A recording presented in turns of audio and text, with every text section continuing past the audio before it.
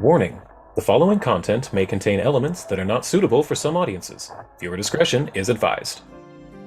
Welcome back to the Bard's Playhouse presents Tales from Shadow Valley, Season 3, Episode 22, Monhatnus the Ancient. Thank you so much for joining us. Now let's bring in our wonderful cast. We have Eldritch as Serdar Khan, the Bloody Rizzolo, Lord Commander of the Song Army and Blade of the God King. Always great to be here, finally. Shane. It's been a long time. It has been so long. Shane as why. Grand Vizier, Umbromancer Zavid, Sand Sage of Assyrian, and voice of the God King. I had a baby.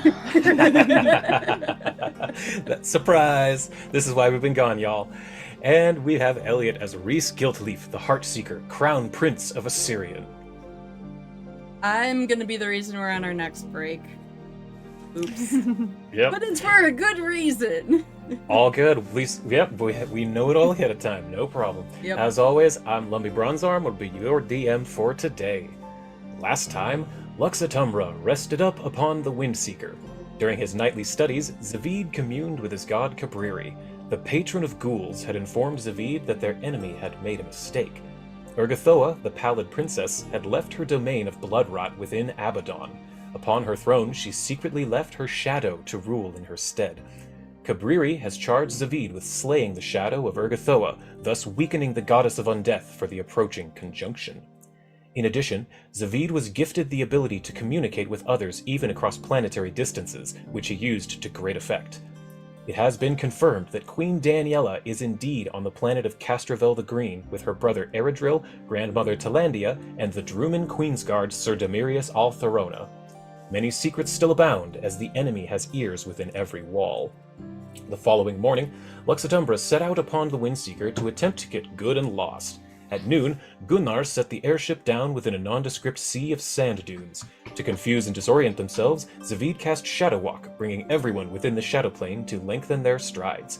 From here, Reese blindfolded himself and attempted to listen to Khan breathlessly infodump about the advanced mathematics she had been studying. After several hours, the spell wore off, and the oppressive sun beat down as Lux Et Umbra wandered the desert. Thirst began to set in, as did delirium. Falling unconscious, Lux Et Umbra was woken by a frantic Khan, seeing a sandstorm growing above the horizon. Their eyes opened, bleary from the sun, were only able to focus at the last moment to see a furious storm in the shape of an elvish woman's face swallow them whole. Darkness. Then a splash of frigid water. Before them stood a dark-skinned halfling who introduced himself as Zenmo Greatshadow. As they came to, Lux Et Umbra realized that they had done it. They had been found by Monhatnus the Ancient, a colossal land-wandering tortoise. It became clear that there was a small tribe of halflings living upon the shell of this tortoise, each dedicated to finding lost desert wanderers and aiding them. As Zenmo showed Lux Et Umbra around, introducing them to everyone, Reese spotted a tall, blonde half-elf out of the corner of his eye. Sliding over, he made a less than stellar introduction, causing the half-elf to become suspicious and defensive. After some prodding from Khan to tone it down a bit, Reese revealed he knew that she was in truth Princess Sarenulia Erion, long-lost sister of Queen Dani. Once the shock of being discovered after a century in the Osiriani desert wore off, Sarenulia and Lux Et Umbra spoke in private. All the cards were placed on the table: the Conjunction, Rovagug, the Dread Cabal, the Lilac Key, and the survival of each of her siblings. Sarenulia, hardened from her years in the blaring sun and the scouring sands, agreed to help Lux Et Umbra in the looming apocalypse ahead. Oh, that was quite a bit, but that is Speaking approximately... of cards, though. Yes, speaking of cards, that is not quite where we come in today. Now that you are loaded in, Shane, I will load up your map for you. We come in the infinite flowing abyss upon the massive card table of the fortune teller Baba Yaga. She looks down at you, massive smile, flowers upon her hair floating. You see in front of you several cards with the faces of gods. I want to walk forward real quick. Go for it. Baba Yaga, please bless this child with your dark magic. Since I am really me you are talking to, and you know what's Very going well, on. Shane.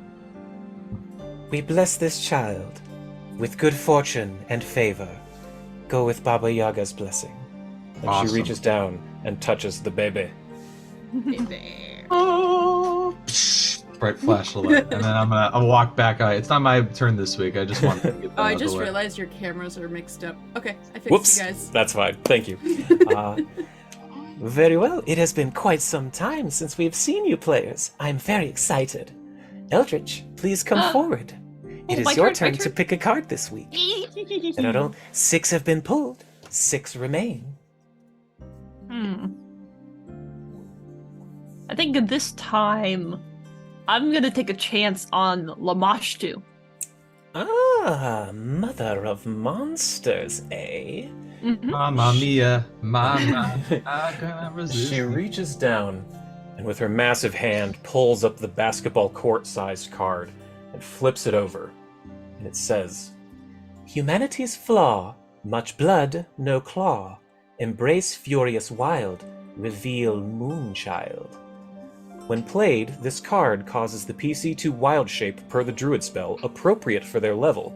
However, they also have the Furious Rage ability and must furiously rage upon transformation. Furious Rage is as the Barbarian Rage, except the damage is increased to +8 per attack, and the wild-shaped PC cannot differentiate between friend or foe. Oh my god! So, you are currently level 15. If you were to use this card now, you could pick from any of these feats: the Animal Wild Shapes, Insect, Ferocious, which is dinosaurs, Soaring, which can fly, Elemental, Plant, or Dragon. If you give it one more level, you could pick from Purple Worm and Sea Serpent with the Monstrosity Shape feat. And then, if you hold off on this until level 20, there is a Kaiju Wild Shape. So, Use it well. use it well. It is your choice. You could go up to a dragon today. If you wait one level, you could be a purple worm. If you wait 5 levels, you could literally be a kaiju for a minute. So this could be a particularly devastating card. Let me open up Khan's inventory. In another life, if I'd gotten this card, I would just pick the world's biggest, angriest badger. I'd choose that would be Mothra, awesome. but that's just me. Oh, Mothra. I love Mothra so much. There you I go. do too. She's so good. I've dropped it in your inventory there. It's Lamashtu, Mother of Monsters. So yes, you can use that at any time. Very I well. missed the yippee. I missed Very well. The choice has been made. The child has been blessed. So, ta for now. And she vanishes. And this is where we come in, proper. Upon the Yay. back of Monhatnus the Ancient, the massive turtle in wandering the deserts of Syrian, picking up lost travelers. Where last we left off here, 2 of the 3 members of Lux Et Umbra had partaken in a tradition of the halfling tribe here, where those who are saved in the desert drink some pesh wine, which is a decent hallucinogen, and the ones who decide to stay take as their surname whatever they saw in their vision. That is not a necessary part of the tradition, but it is one that Sarenulia has taken for herself, actually. She does not go by Sarenulia anymore. She goes by Sarah Landscar amongst her halfling people. But Zavid is specifically where we're coming in today, because the other 2, we described what they saw in pretty vivid detail. And Zavid, you we talked in DMs, and you said you would not have partaken in this wine because he's always on edge, always paranoid, right? Is that correct? Yeah, because I'm like, well, sure, that's Danny's sibling, but I don't know these halflings. What is that guy hiding under his hat, right? Like, I don't That's know. an excellent point. Yeah, but speaking of sister, this is Sarenulia Erion, Danny's sister, blonde half-elf, who is hardened from a lifetime in the sands and under the desert sun. I like she is Sarah. I think I'll just say Sarah. Sarah is what she goes by with them, Sarah. But yeah, she's the defender of these halflings, and you're sitting amongst them, and what you see in front of you is Khan in particular is very obviously having quite a show in her own head over there. Pipette is curled up in her lap. Occasionally, Pipette kind of leans up and whispers some things, and at one point, Pipette kind of taps Khan on the head. And Khan apparently seems to go into maximum overdrive, you know, the plankton meme. Yeah. And Reese is sitting over there, following his hand for a while, looking at the fire for an inordinately long amount of time. Neither of them are paying you any attention. It's clear they don't even realize you're there anymore. But these other halflings are having a good time, and you are sitting in between, it looks like, Zenmo, who, since you weren't here, is a dark-skinned halfling who is an empath. He feels the needs of the people who are lost in the desert. And you are sitting next to the Dipsomancer, who controls the sands.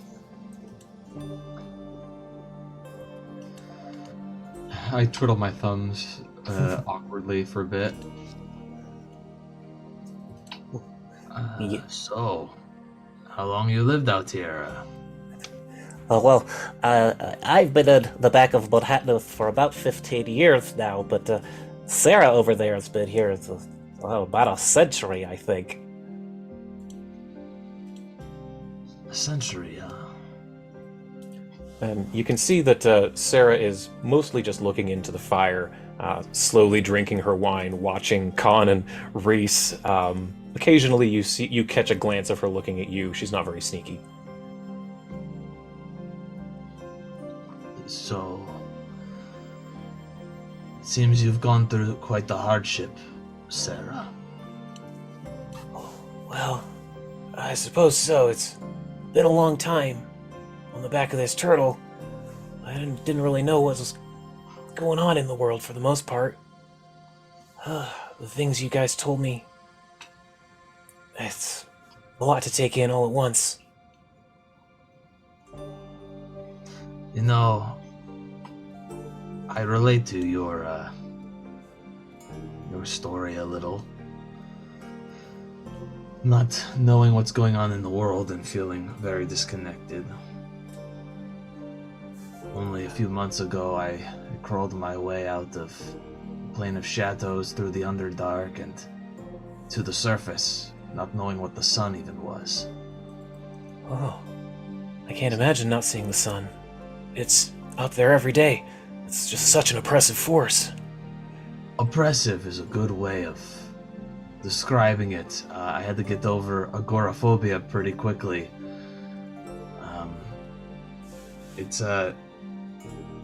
It gets better. Well, that's good to know. Yeah, when you're in a place for a long time, you feel sheltered in your bubble, and then the bubble pops. It's overwhelming at first, but it does get better. Well, I hope our bubble never pops. And she points over to the large, swirling sphere of water next to you. Well, I meant metaphorically, but yes, I hope your halfling friends are still safe in the coming conflict, but the tortoise is able to hide out in the desert pretty good, but if what you say is true and the rough beast is released, then it sounds like there's nowhere he could hide, even in the sands of Assyrian. yes, and even before that, the Octurne the Stranger will go into alignment very soon. It'll calm down all of the winds of the desert, including your shroud around the turtle. You will be exposed. You know, I have noticed, I'm sorry to interrupt, I could not help about overhearing your conversation. I have noticed it has taken more efforts to keep the sandstorm going these days. Yes, I guess maybe we didn't mention that, but yeah, in the next week or two, you will not be able to keep the sandstorm going. No amount of mortal power can. I see, yes. So it is this Octurne, the stranger? Yes, I pull out a pamphlet and I give them the rundown of what we've learned. I go like, because I don't know, they probably actually recognize the constellations because they're outside all the time. Absolutely. But like, I'll like kind of let them know the different effects, what's already in alignment, what has yet to be in alignment, and the order of which we think they're going to be in alignment, which also gives us our timetable for when the cult is going to make its move to free Robogug. Oh, this does make sense. The last 2 weeks, I have been having to use my higher level magics just to keep the sandstorm going, leaving nothing left for day-to-day magics that I need for my duties. This explains much. And as you're saying this, another one of the halflings, the handsome young Finton, who has a quiver full of maps, a sextant, a telescope on him. He kind of wanders over and says, I have noticed strange movements in the sky. I have absolutely seen that these planets are coming into alignment.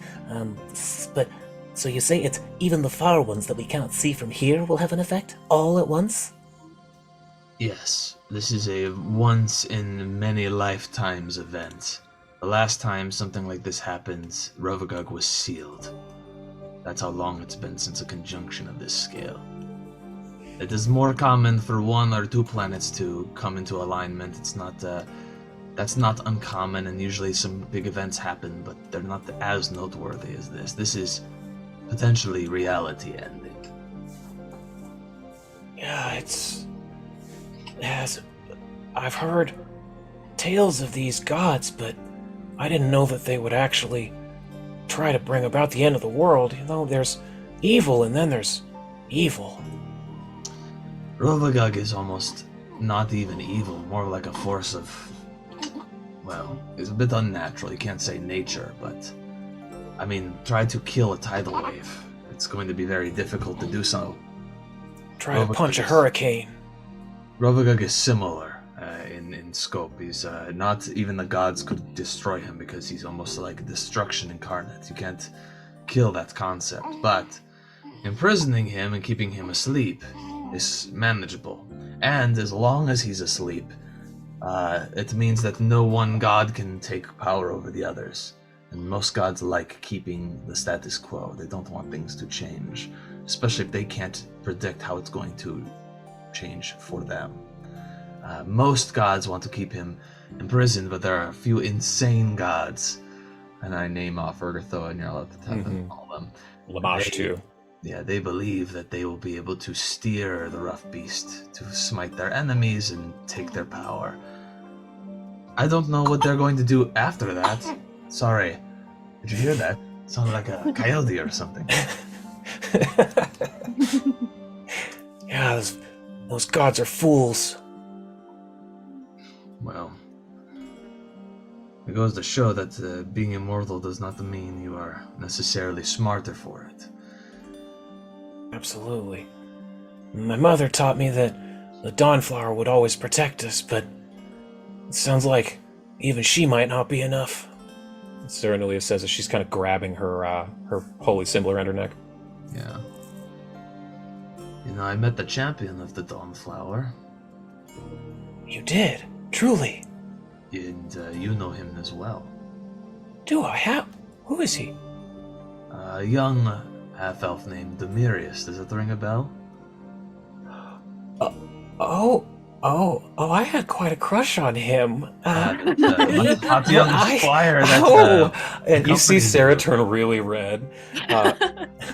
Well, when everything happened, I was 12 and he was 18. You know, this schoolgirl crush, but well, Yeah, he is he's the taken champion. now. He is happily in a relationship, but well, that's not surprising.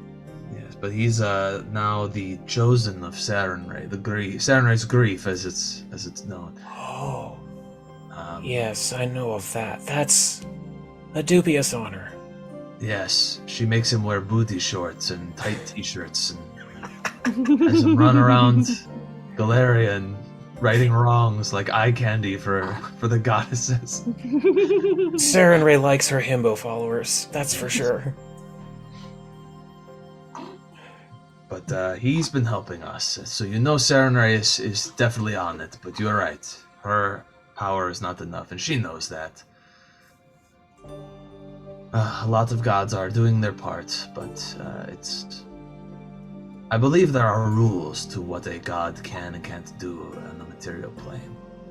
There's only so much interference they can have, and so they can communicate with their followers in visions and dreams and get them to get the pieces moving. That's us. We can't rely on their direct interference, and probably better for it. I think you're right. It's up to us mortals to protect our mortal world. It's just going to be different. Once Rovagug's out, all bets are off. All those rules, no one's going to be following them if Rovagug's loose. Be You think the gods will actually come to Galarian? I think they'll have no choice. You can Imagine. hide in your outer plane, but Rovagug is a plane eater. He can travel from one world to the next, and eventually, with every world he consumes, as he grows stronger and stronger, you will find whatever plane you're on. And even Asmodeus, San Kuthan, they all know this. They do not want to lose what power they have on their realms to some mindless monster that cannot be controlled. An eater to the end. No hiding. We've hid it on the back of this turtle for generations. Maybe it's time we brought it to the front. Speaking Monhatnus is strong. I have a suggestion, since you still have some time before the sand wall comes down. Yes, what is your suggestion? What's that settlement of genies called? What's that? Shimonsek. Shimansek, I say. There is a settlement that appears to be goblins that live there, and that might be a reason why you avoid Shimansek. They are not goblins, and I think I can let slip this secret, since you might want to entrust your secret to them. They are Jean. Oh, the goblins of Shimansek? Truly. I've always thought there was something strange about that city.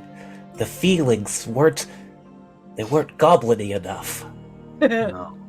Yes, I know that doesn't explain much, but just the vibes are not right. The vibes aren't goblin-y Looking enough. at the Vibe guy's check portrait as you're doing the book, passed? the No. vibes are just The not vibes right. He's aren't got his there. hands out like that. Yeah, that's exactly it. The vibes are off. They're not goblin-y enough. The vibes were very off, but we can trust them. Reese over here, his father, is the Goblin King, who's actually an ancient Ifrit named, what was his name again? Balagmakar. Ragmakar. Yeah.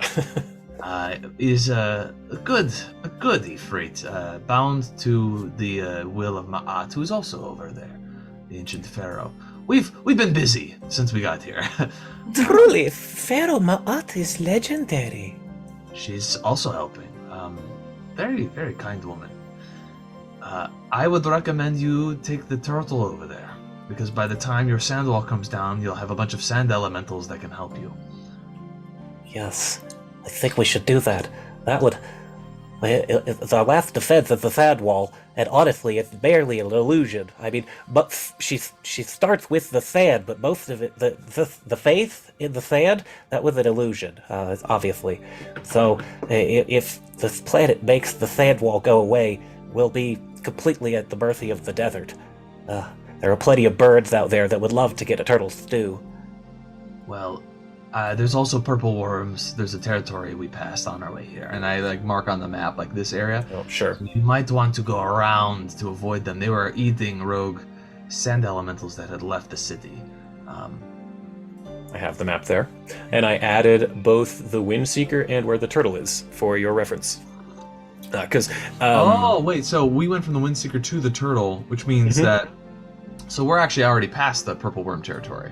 yes, the purple worm territory is over over here-ish. But it is near Shimonsek, so it is good for them to know.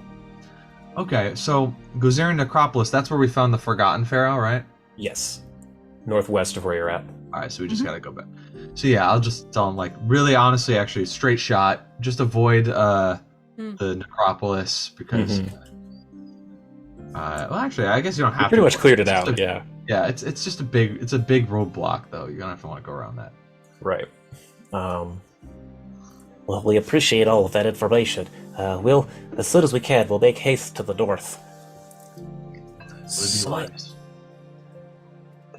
I just need to know, how all did you find me out here? I've been good and hidden for 100 years now. Well, that's kind of a long story.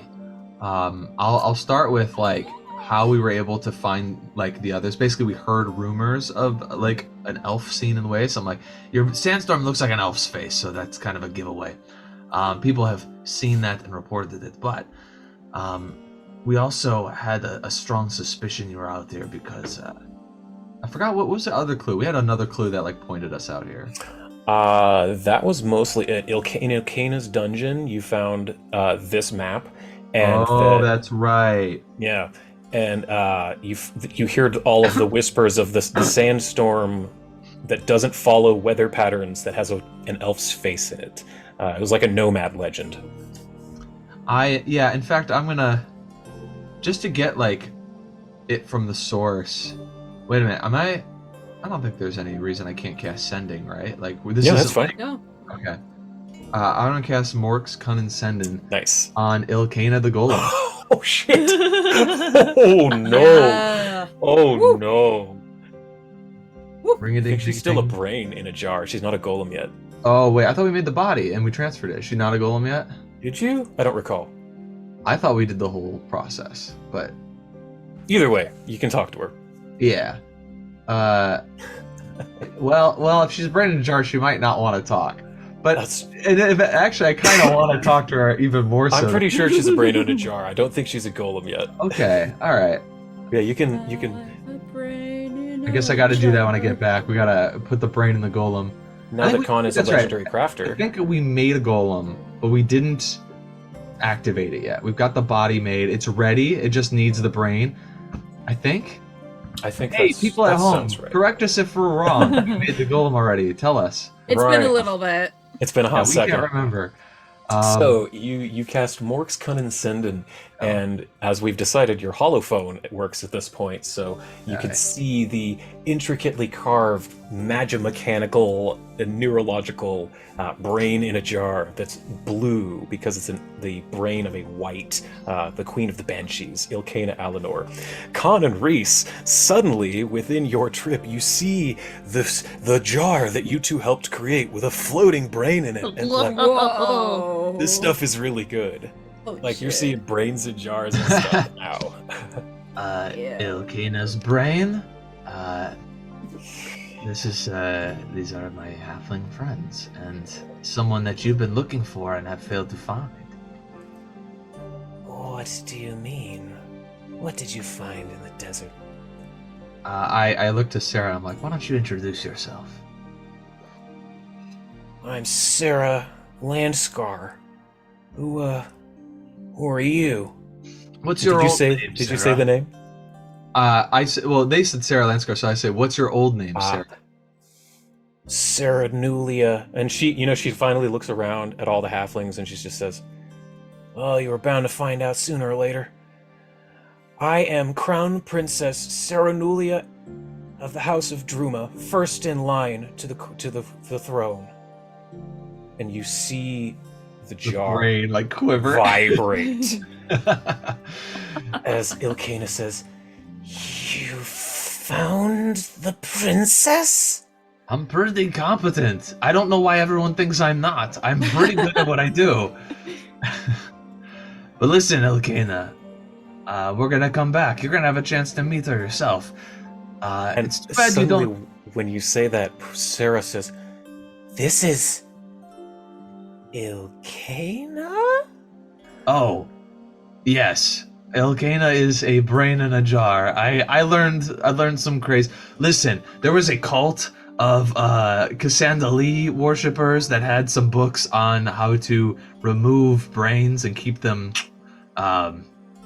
fresh.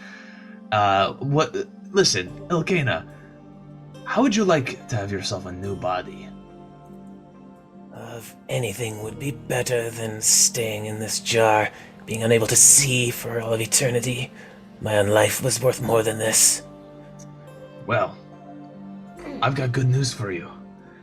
I'm going to give you a new body soon. However, there is a condition.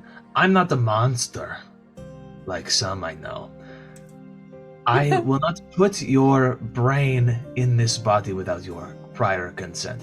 You were already dead. You died in combat. It was my right to take whatever parts I need from one necromancer to another. You know this. In my mercy, I brought you back to ask some questions and give you a second chance. It is your choice.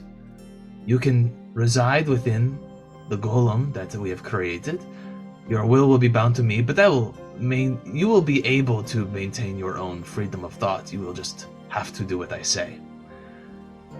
That would mean a life of servitude, but you would still be able to pursue your own interests and research as long as they didn't disagree with me. In exchange, you would have a body. At this, Sarenulia begins to cackle. This treacherous witch trapped in the body of a golem for all time? To be like fair, I that. tried to make that golem look as much like you, Ilkana, as possible. So, you know, like, I'm trying to make it so you don't have, like, a terrible dysmorphia when you get in it.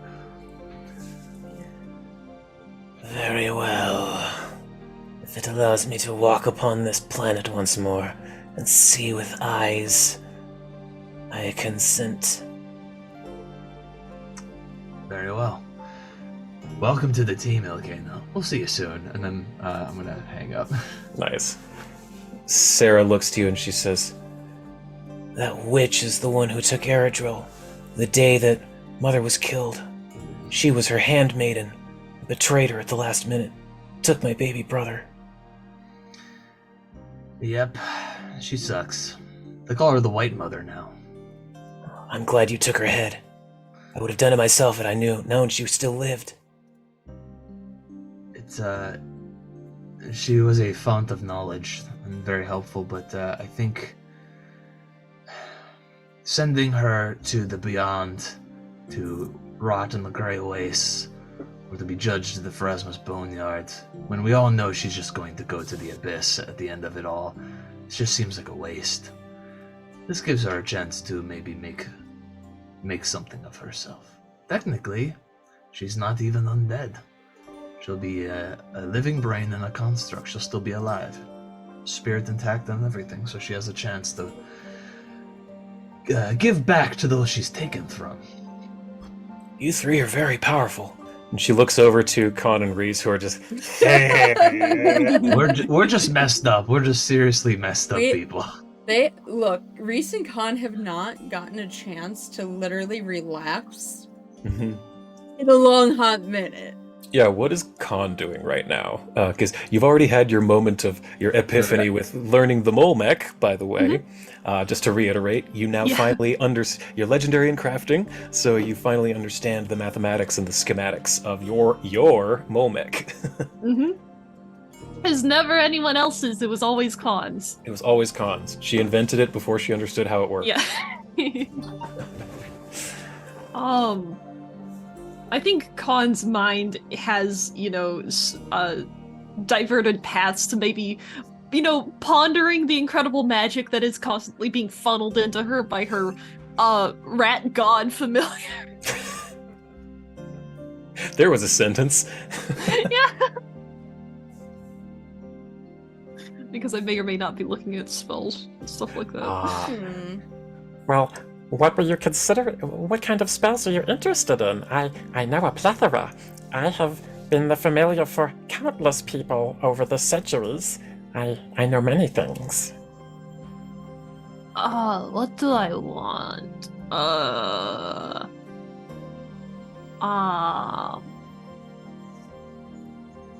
I want to go super fast. Oh, well, I believe the fourth rank spell Haste would help with that.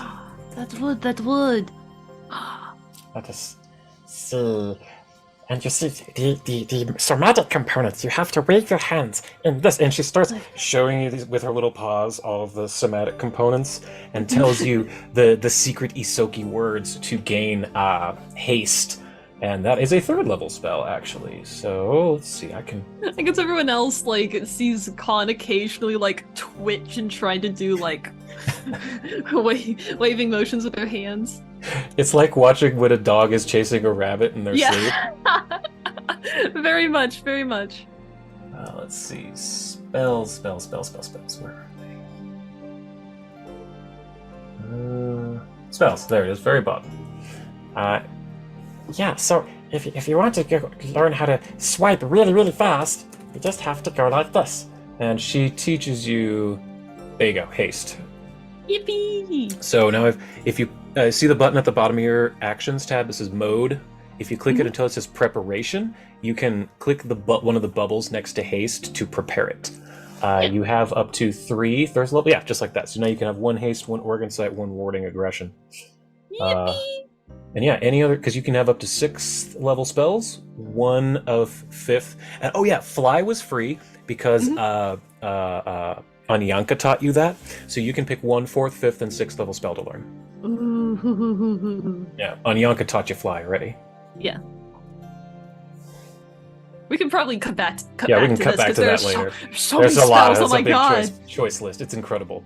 And you very recently learned magic. Yeah. So- Khan's kind of speedrunning right now. She is. It's great. Reese, what is he up to? You're sitting next to, what is her name? Malma?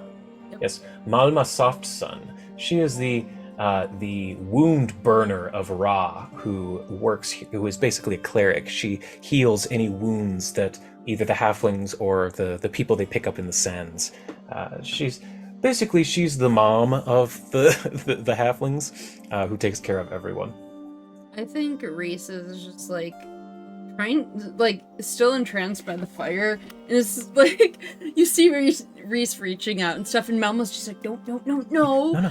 and Do not touch the fire, darling. and he just eventually ends up cuddled up on her lap. Aw.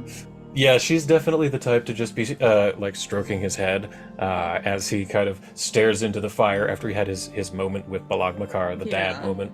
Because it's not often that the Goblin King, the Ifriti, says he's proud of you, and he did. So Yeah, so like he's got his head in her lap, but he just looks up and he's just like little tears in his eyes, though, and he's just like, my dad said he's proud of me. That is always a big moment for anyone. Yes, it's okay, darling. Dad's a dick, but They all are, yes. Just watch the fire dance. Yes, it's all right. Yes. and he turns back, looks into the fire. wondrous. That Reese is real simple. Like, he doesn't know that he's gonna get what he's gonna get soon too, yet. Mm-hmm. So Right. So the night kind of goes on, and Sarah looks to the two of you and she says, "So, the both of you know all of my siblings? You know Danny and Eridril and Mythonar? Danny is like my first Wow. one who taught me that people are nice. That's amazing. Mm. I lost her when she was 2. I just assumed all 3 of them were dead after what happened with that during the pilgrimage. Yeah, no, Danny didn't the power. It was I thought that she was a literal jewel, because that's what they told me. There's goblins were like, yeah, there's a crown jewel in the city. I'm like, what? And then I had to join your father's stupid army, and that was great. But then I ran off, and then I found your sister for like 50 years, and then I met your brother. Not Eridril, I don't know anything about him. But then I met Mythonar, and God, he is a... Don't talk about my brother like that. I mean, I'm not your sister-in-law. You're gonna be my sister-in-law one day. So, I understand. I'm just your glad to brother is have. very hot. I'm just glad to have my brother back, even though he was kind of a bully to Eridril. He's gotten nicer. He has to, otherwise I'll kick butt.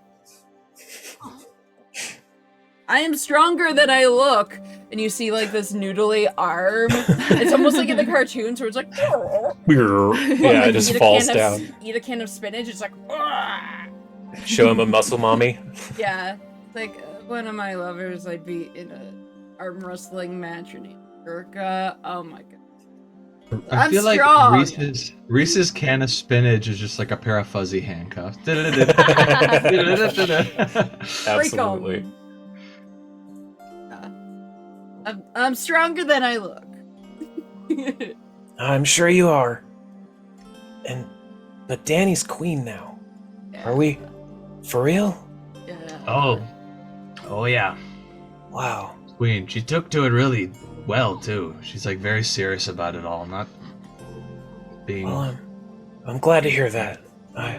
It was supposed to go to me, and I got taken away, and I never went back. So I guess it should go to someone who can do it right. Yeah. I think you do it right. You don't want to start a war of succession of the crown's really yours and raise an army and attack from over the sea? No, I don't know if the halflings be too into that. No, we're not really an invasionary force here on the back of the tortoise. I think they'd see us coming. They're a little slow.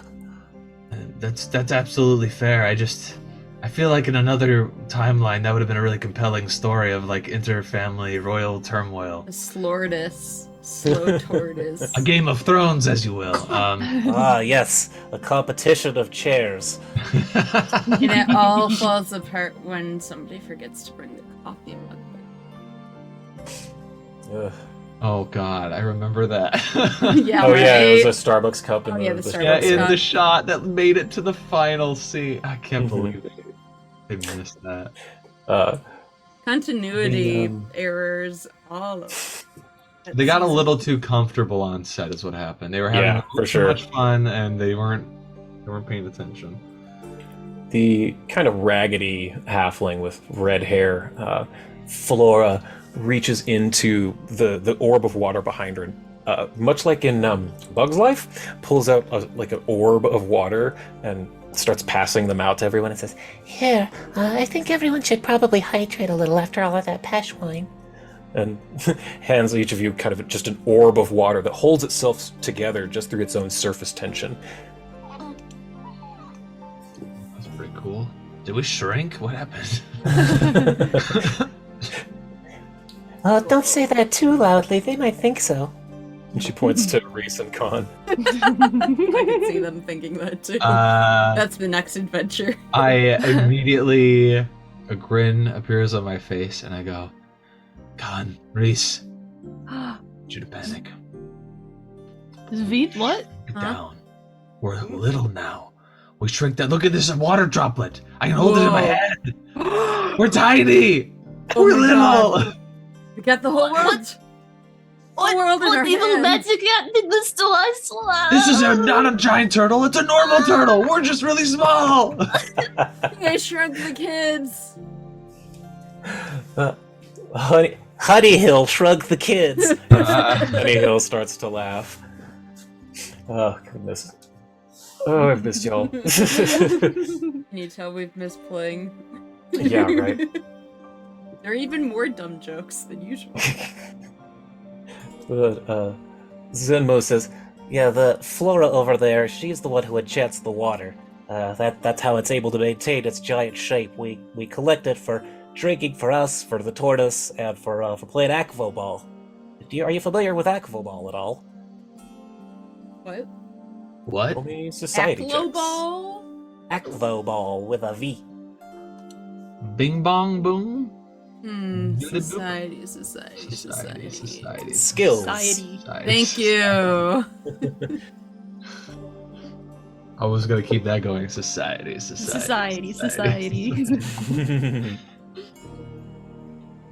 Wow.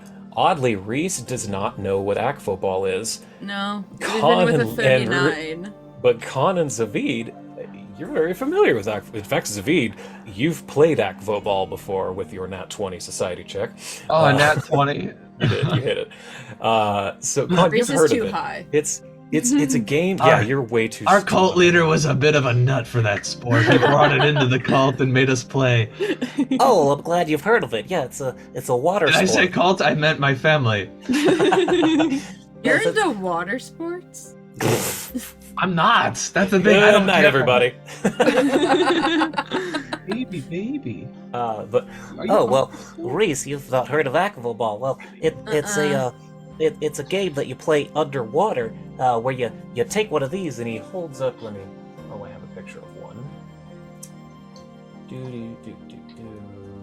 Where is it?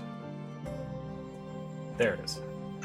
He holds up this ball, and he says, Well, they're really less of a ball and more of a preserved fossilized jellyfish, as as you can see here. And, well, they're really bouncy. and he kind of tosses one over to Reese while you're laying there. And yeah, you grab it. It's kind of a little bit of a squishy ball, but And, well, it's sort of like a hooped ball, but underwater. What? You try to throw the ball back and forth. You got two teams. It's a Oh, lot of you fun. said hoop. I thought you said. Hoops. Zavid's jaw has dropped because he's like, we use the brain. We didn't use that. We used the brain to play. Oh, goodness. I suppose what I'd rather use Make this.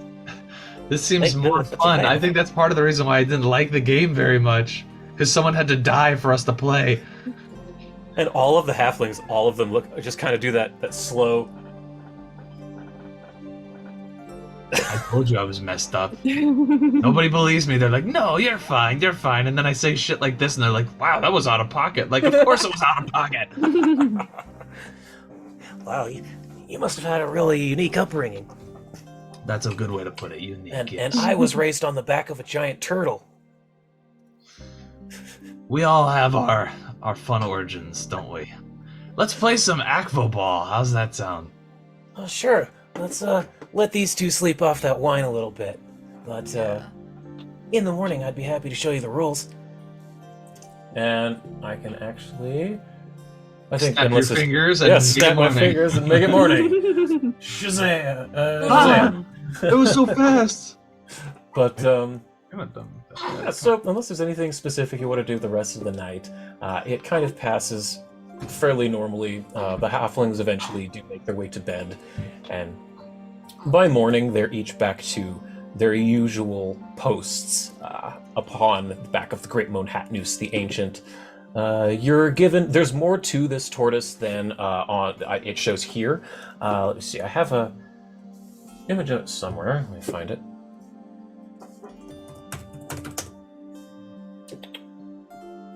Come on, Fantasy Grounds, go a little faster than that. What? Never. There it is. Never. This is a different view of the tortoise from like the side, so you can get kind of a sense of scale of how big the city is that's on its back. It's several tiers. It's very ramshackle, kind of built on top of each other. It's the Spud. You were able to find rooms here. Since they have a half-elf who lives here, they have a couple of beds that are made for people of your size, the two of you. But it's come morning, the sun is shining fairly brightly, and the tortoise has begun moving once again. If you look out, you can see that the windstorm, the sandstorm swirling around the tortoise has begun again. So it has begun its search once more for desperate people lost within the desert.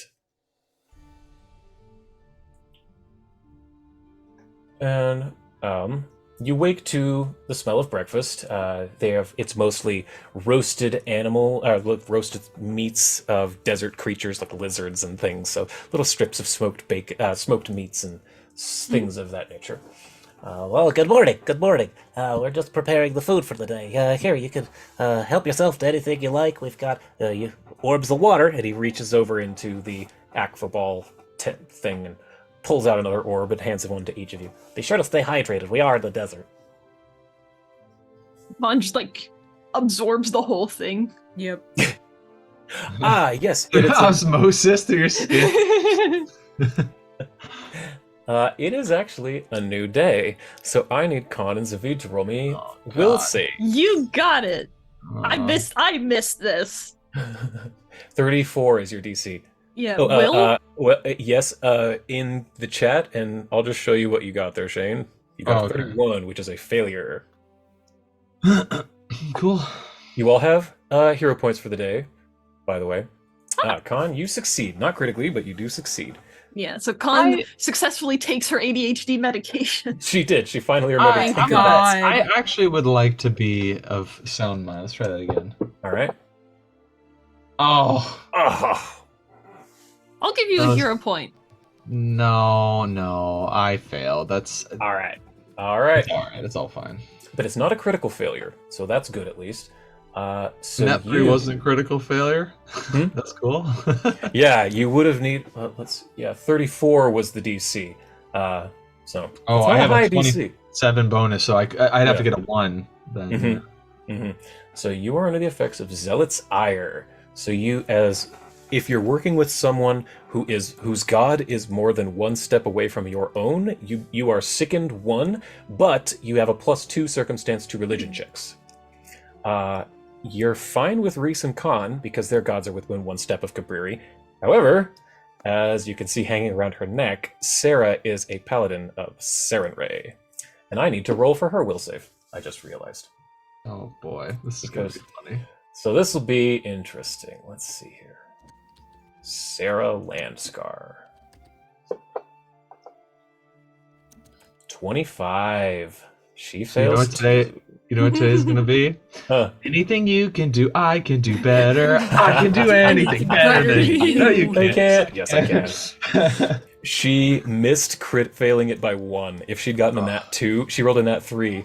If she'd gotten a 2, it would have been a critical failure. Oh, she got a 3 as well. That's wonderful. She did. Oh, I forgot to have music on this entire time. I even pulled it up, I just didn't hit play. Okay. So you wake up and Khan, again, you finally hydrated. And having that experience last night with this wine really opened your mind to a lot of things. And especially now that you understand the math and you understand those schematics, you can concentrate on other things. Your mind finally feels clear for once. You've been so bogged down on these thoughts and this magic for so long that it's kind of refreshing to be able to realize that there's other stuff going on. However, Zavid, you kind of wake up on the wrong side of the bed. I think I'm used to it at this point. You're used to it. I feel like you're absolutely used to it. Becoming the right side. More so than the left. But you're aware of it at this point. You know it's Triaxis. You've experienced it so many times at this point that you can recognize it immediately. But a few minutes later, you see Sarah come in, and she sits down next to all of you and starts eating, and she just has a really annoyed look on her face. Hold on a second, my baby's about to start crying. Oh, you're good. Oh, good morning. I hope you two aren't too hungover from that pesh wine, huh? I don't No, get I'm hungover. Oh, I'm feeling great. Oh, that's good to know, because you had quite a bit. Pointing at the con. Yeah, I did. Yeah, I did. You could really hold your own, going 1-for-1 with all of us here. That's pretty impressive stuff. I just like vibing, and hydration is key, so, you know. That's what we always say on Monhatnus. Well, if you want, after breakfast, we can start getting up in the Aqua Ball game. I think Flora's been fixing it up all morning, getting it all ready for us. Yeah. I'm sorry. Some exercise could be good. Yeah, it's a great way to stay in shape on the back of this tortoise. You know, we don't get to go down to the sands very often. We do have camels for it, but we try to stay on the tortoise as much as we can. Sarah, are you good at Aqua Ball? Well, I do like playing it. I mean, I'm not as good as like Fenton or Flora. And she points over to Flora, who's literally swimming around in here. She's behind the scenes. She's a druid, and she is very watery, so she's basically like a fish. Let's get the game going. I think get our blood flowing and things underway. Yeah, that sounds great. All right, so should we have team captains and then we can pick our teams? That sounds great. And Flora pops her head out of the water sphere and says, I'll be captain for us. Hey, I'd pick Fenton and Sarah. and I'll be captain then for the other team, since I've played before, and I'll pick Khan and Reese. Oh, really? Thank you so much. Really? I know, I had to think about it for a second, but... You know, I know. we'll honor truly. Correct. And I took you all off of that map. So Are we allowed to use magic? Yeah, I'll say that'll be fun. We'll see. It depends on what magic. Don't kill your enemies. Don't tell me what to do. Okay, so firstly, Flora comes up to all of you and says, Here, these are necklaces of water breathing, so you don't need to actually use any magic for that. So she puts them all around your neck, and each of you can. You felt the magic before because Zavita's cast this on you, so you're aware that you kind of have gills now, as long as you wear this necklace. So you don't need to waste a spell on that one, at least. There's Zavid. Okay. Oh, but I know what I will do. I'm going to do a long strider. Increase my walking speed by 5 feet, which will help my swim speed by proxy. And then, let's see. No, that lasts for an hour, so that's fine. And then, oh yeah, all right, I know what I'm doing. Okay, great. All right.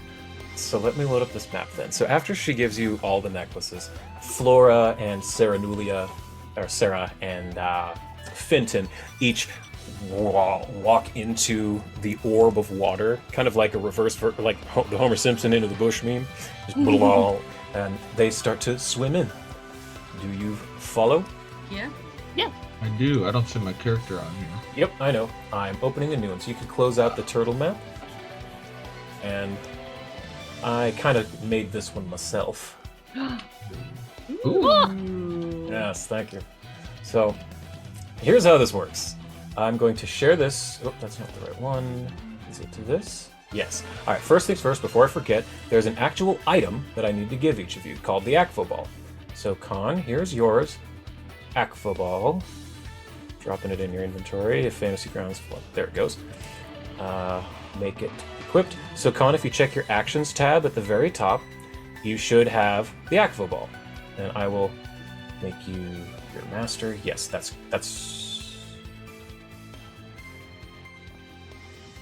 Come on. Master. There we go. And then have to make it master for that. There you go. Do you see that on your sheet there, Con? At the very top. Yeah, Aqua Ball. Yeah, you have a melee one and a ranged one. The ranged one is the one with the little bow and arrow. Mm-hmm. Now I have to give this one to Reese. What tab am I Shuggy going to did be it. under? Actions. At the very top. Alright. Okay, do you see the two of them called Aqua Ball? They're in alphabetical order. Yep. Mm-hmm. Okay, great. And then Zavid, I need to give you yours.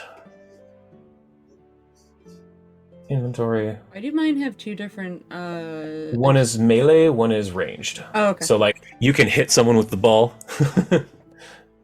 That's the Gotcha. melee option. So, Zavid, there's yours. So, if you look under your actions tab, you'll see, yep, your Aqua Ball at a plus 25 on each of those. Perfect. And I think you're expert with stuff now. There we go. Grand. Then I will share this in the chat so you can read along if you want. Here's how Aqua Ball works. It's basically a mix of Quidditch and Blitzball from Final Fantasy X. So there are 2 teams of 3 that compete in a sphere of water. 3 rings of decreasing size float within the water.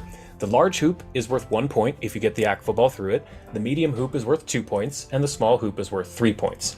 Before attempting to throw the Aqua Ball through a hoop, every member of your team must touch the ball once. So you have to pass it around before you can make a point.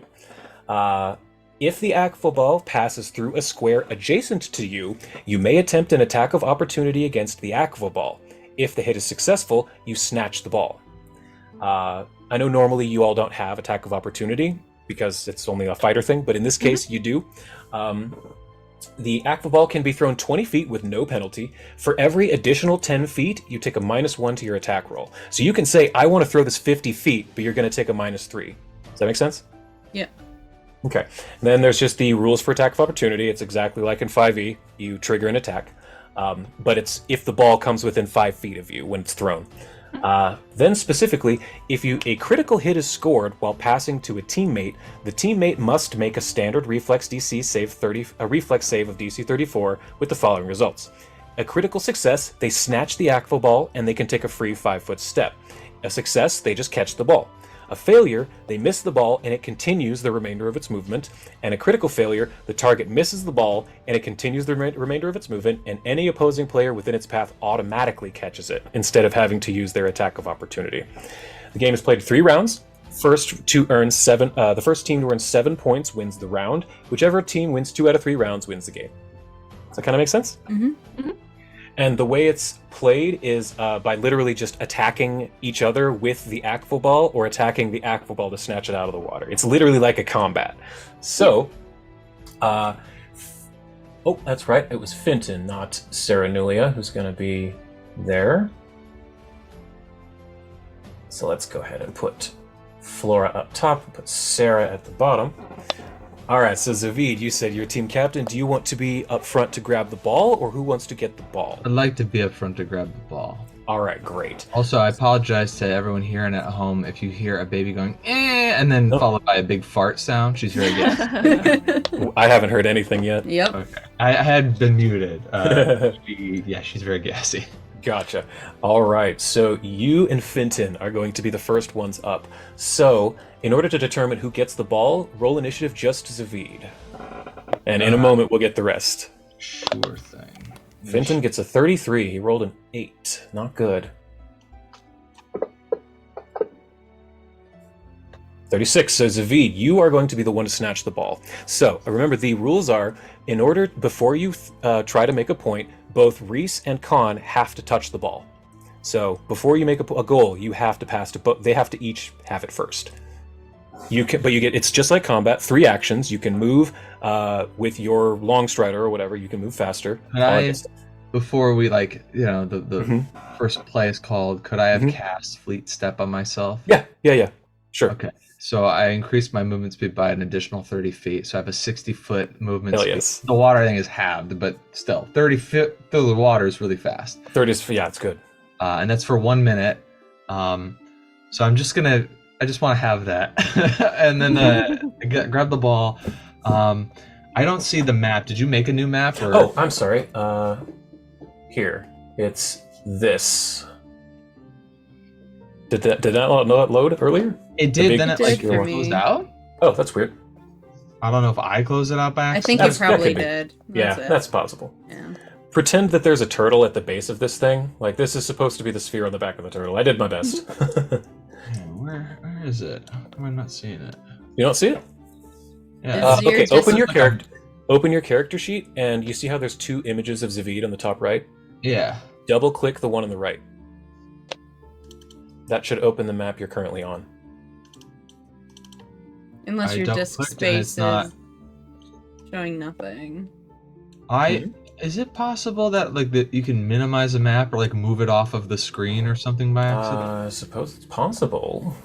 Oh, there it is. Yeah, I widened my thing. Oh, weird. Okay, gotcha. Yeah, it was a bug. Okay, all right. Okay, cool. So that back. I'm glad it's not the map. No, the map's loading fine on my end. So I am going to take the ball. I would like to move. Let's see. Oh, here, I'll give you the grid. That'll probably make things easier. Yeah. There you go. Yeah. Yeah. Yeah, that'll make things a lot easier. So 5, 10, 15, 20. And then I'd like to throw it to Reese. All right. So what you need to do is, under your Actions tab, go to the Aqua Ball, the ranged one, the one with the little crossbow next to it. Grab the plus 27, drop it on Reese. Attack Reese. Yep. Heal Reese. Exactly. All right. Hit is so good in this case. But wait a hit minute. Reese. Hold on. If you have a higher AC, it's harder to give you the ball. It is, yes. That sucks. So you managed to pass to Reese, and since it's not a crit, Reese doesn't need to roll a reflex save. Woo. So now I want all the rest of you to roll initiative. And we're just starting from from Zavid's turn.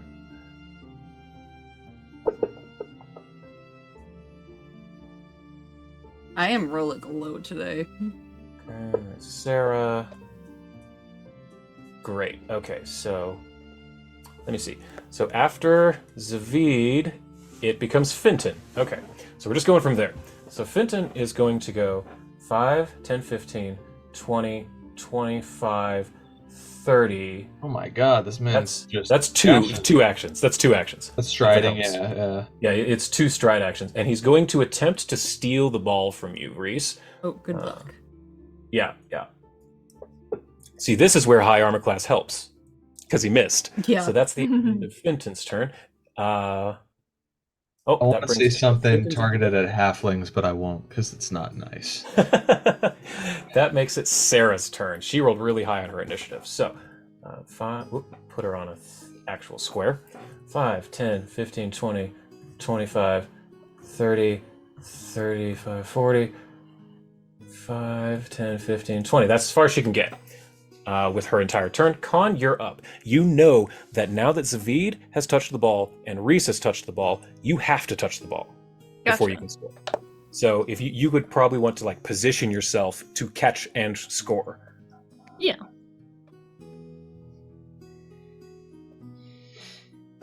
Is this a contact sport? It can be, yeah. Okay. Yeah, Finton just tried to steal the ball from you, but he missed. Or from Reese, but he missed. Pull out my fucking cold iron dagger.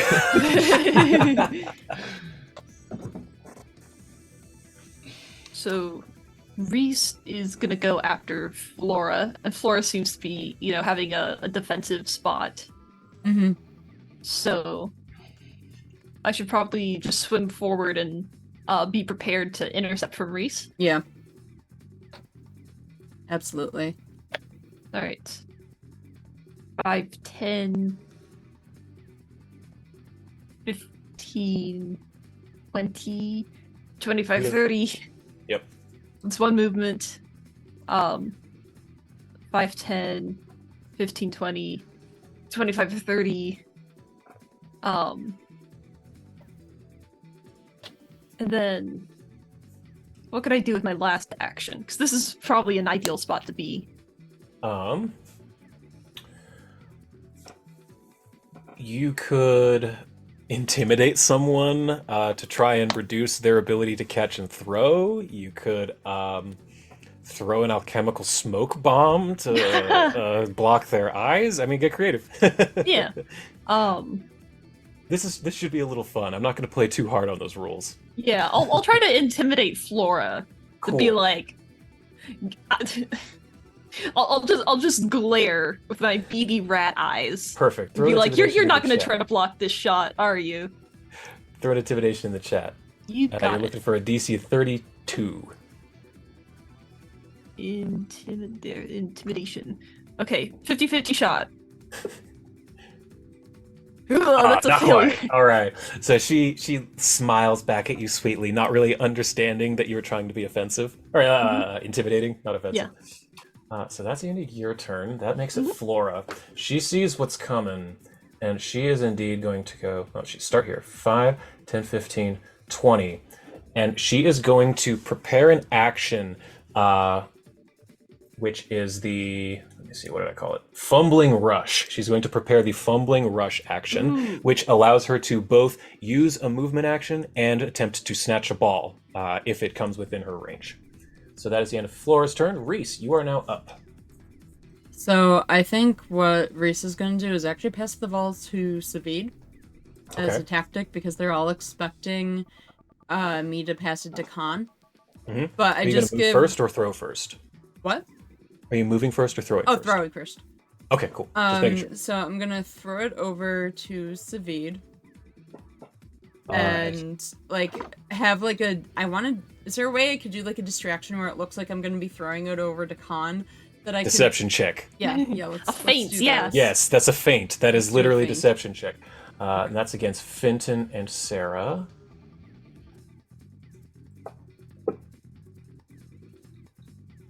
That is enough for both of them. That Okay, is actually, that's not a crit, but it's a success. Yeah, both of them fall for it. Okay, Finton and so- Sarah. They make it.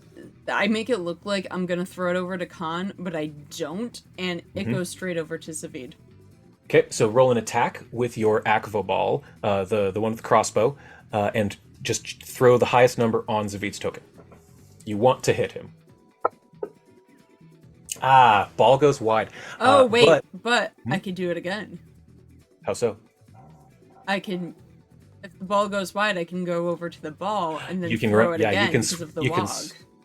Oh, I'll allow it. I'll allow it. Yes. Yeah, I'll allow it. You should have said it ahead of time, but no, I'm allowing it. Yeah, that's fine.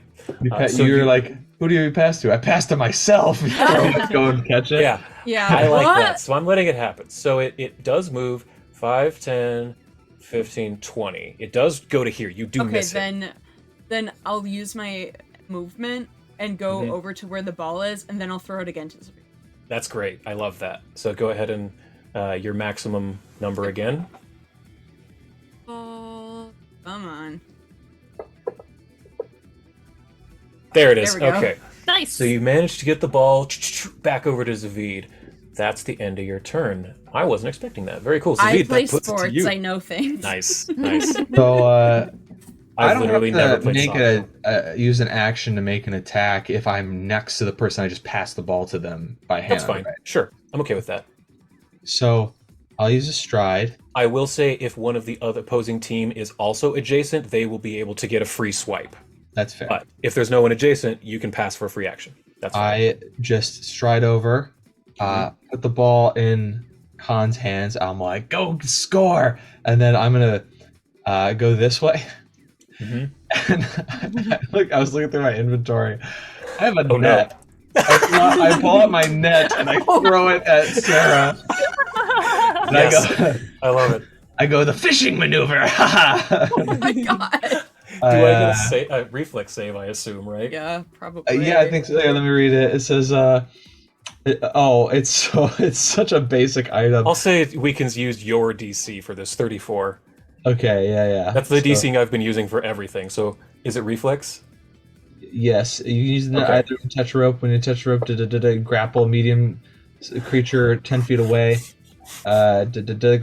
Grabbed creature gains a +2 circumstance must escape unless you're adjacent to them. It can attempt a DC 16, but we're changing that to 34. Athletics check to force open the net.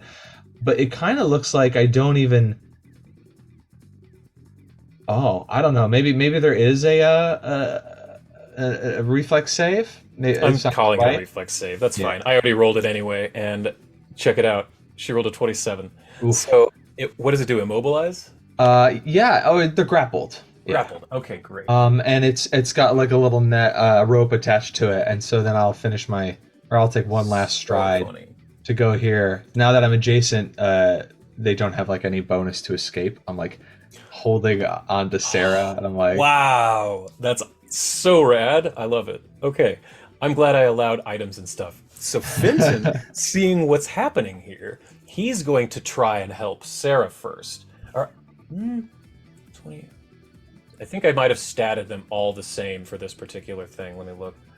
I did, yeah. So Fenton knows that Sarah can handle herself, and he sees through this ploy. So he's going to go 5, 10, 15, 20, 25, 30, and attempt to steal the ball from Khan. Let's see, Fenton. Now, left hook. Ooh, natural 19. That is a hit. So he does take the ball and is going to immediately pass to attempt to pass to Flora. However, since he already attacked once, I have to attack at my penalty in order to throw. So he's way less likely to get her. So ranged actual ball against Flora. Wow, he still hit. Okay, so he got it to Flora. That's the end of his turn. That's the top of the round. Brings it to, I believe, Sarah. Yes. So now, Sarah has to attempt what? An athletics or acrobatics, you said? One of the two? it's an athletics check. DC, my DC, we said. 34. So Okay, so 35. athletics. No, 38. Yeah, it's a natural 16. So she. So first what happens is I throw the net on her, and she's like, "What the hell?" And I'm just like, "Now, what is your goddess, huh? Now," and she just like tears over. Hey, come on, heck, man. I've seen the Gladiator's Gambit before. Let's do this. And so she does rip out of it, which again, that uses her penalty. So if she makes a swat or anything, she's at a minus. She's going to position herself 5, 10, 15, 20, and then not use any. Or for her last action, she'll attempt to intimidate you back, Zavid. So let's see, what is Okay. Sarah? Her Is my skills. wisdom the part of the? Your DC. What is your DC? Wisdom DC? I have a 20, I think. think So higher that than would be that. what you think? Your Or wisdom 21. DC is 27. So your DC is 37. Sorry. So she got a 37. 34. So you succeed. So you are not frightened by her intimidation. I Cabreri's mightier than Saren, right? I do this. Khan, it's now your turn. Ball has been stolen and given to the druid. Now I'm just imagining like Cabreri and Sarenrae like going at like dodgeball on the court, and then Oh their my like hard in the clerics are just Right. like cheering them on in the stands. In the sky, Triaxis like twinkles as Yeah. like there's like a fire in our eyes as we're like competing. Especially because both of you failed your saves this morning. Yeah, so we're like taking this really seriously. This like, is we're the gonna best look time really for you cool. guys to fail. Yeah. Yeah. All right. Khan is gonna like swim over. That's an action, and it doesn't. It costs 10 feet of movement for 5 feet of water, right? You get 20 feet for free. Okay. Cool. And then when you throw the ball, it's 20 feet, no penalty. Every 10, if you want to throw it further than 20 feet, you have to say so before you throw the ball. And for every 10 feet, you take a -1 to your attack. Okay. But you have to call it first. Oh, for movement, you no penalties. You're at your normal. Oh, gotcha. Yeah. Cool. Then Khan moves and is gonna steal the ball. Okay, so Right. attack Flora. Yes. Acro rat. ball melee. Yep, melee. I'm glad this is going so smoothly. Yo! Yep. Okay, so not only do you snatch the ball, you are able to take a free 5-foot step. Fuck yeah, code. Yep. Okay. Khan like grabs the ball, does like a cool underwater flip, steps off the top of Flora's head, and moves upwards towards the goal. Perfect. Yes. Now, okay, so if you want, you have one action remaining. You can, you're open. So what you're gonna do? You're at your first penalty, ranged. What you Okay. want to do is attack literally the hoops. Do you see that they are actual tokens on the map? Yes, I do. Yeah, literally just attack them like you would any monster. I've given them stats. They're already there to go. All right, let's go. Let's What are go. you gonna? Yep. And remember, they're worth more points the smaller they are. Let's see it. And you have hero points. Oh, no need. Yeah. So Khan sinks the ball into the small hoop. You hear the other halflings playing conch shells from outside the sphere. So you gain 3 points, Khan. Woo! So let me see here. Rules. So that means the game's played in 3 rounds. First team to 7 points wins the round. So you're at 3 points already. Yeah, All right. Shane, where do you keep getting these really good rat reaction I just images? looked up underwater rat and found that. I was like, Oh, there's that's so many. amazing. Khan is giving me a love of rats I didn't know that I had. Because every time I think of like something that Khan does, I'm like, is there a picture of a rat doing something like that? And there almost always is. Nice. Okay, well, now we have to reset back up, but I want you to change sides. So Lux Et Umbra is now on the left, and the halflings are on the right. Khan, you will be in the center, actually, because you are the one who scored. So you start off in the second round. And they are going to choose Flora to be the start. Did that go through? What, where? Nope. Okay. Oh, in a DM? No, the horn noise. Oh, I didn't hear it. Oh, okay. Let me see They if have just gone straight to Zoom. Or OBS. I heard something for half a second. Okay, yep, that's it.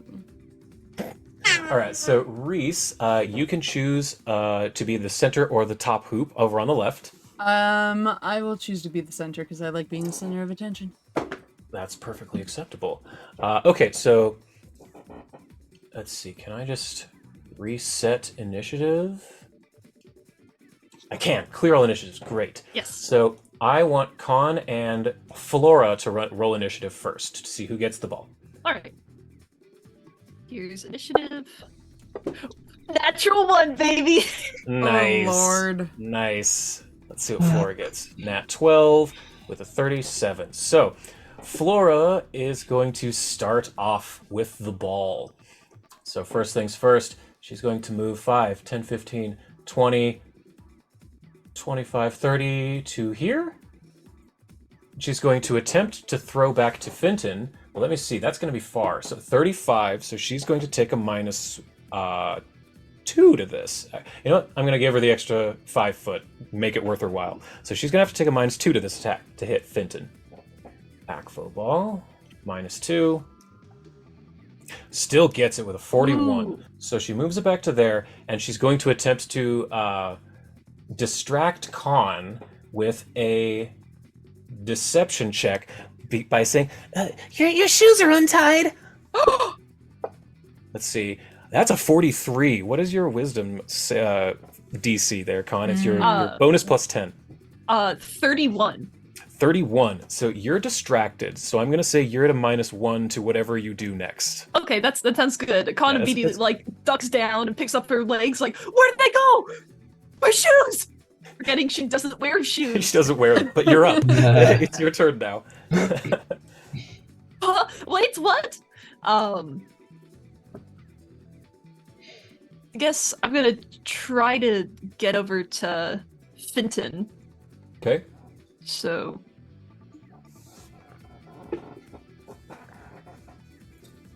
I need to be adjacent to him, right? Or the ball. I'd say you ball. can attack the ball. Yeah. Yeah. Yeah, because the ball has stats itself. I'll let you attack Gotcha. the ball. Yeah. We had a lot of time off. I was able to really refine this. This is fun. Okay. I'm glad. I was really worried this would be stupid. Oh, absolutely not. That's what these 2 months Yeah. were for. Right. Yeah. You snatch the ball away from Finton. I will designate that for it there. So you have 1 action remaining. How much movement did I use? Just 1 movement action. Okay. I thought, right? Did I? You were about there. Yeah, that's only 1. Okay. Then it's a very long shot, but I should probably throw to Reese. Okay. Well, let's see. Long shot, 55. So that's a -3. But and since I you do already have good stole high AC. that too, it's a -3, and you're at your first penalty because you already swiped the ball. Okay. So Still it's a worth total of a -8. All right. So- Adding the Can you -8. use your reaction to throw when someone's within range? Is that a thing you can do? I'm not in allow range that. though. That's a like a held action. Yeah, like a held action. I'd let you hold your action, Me use or- your Yukon. I'd let you use your action to use a reaction later to throw the ball if one of your teammates is in range, or you can Okay. throw, or you can move. Your choice.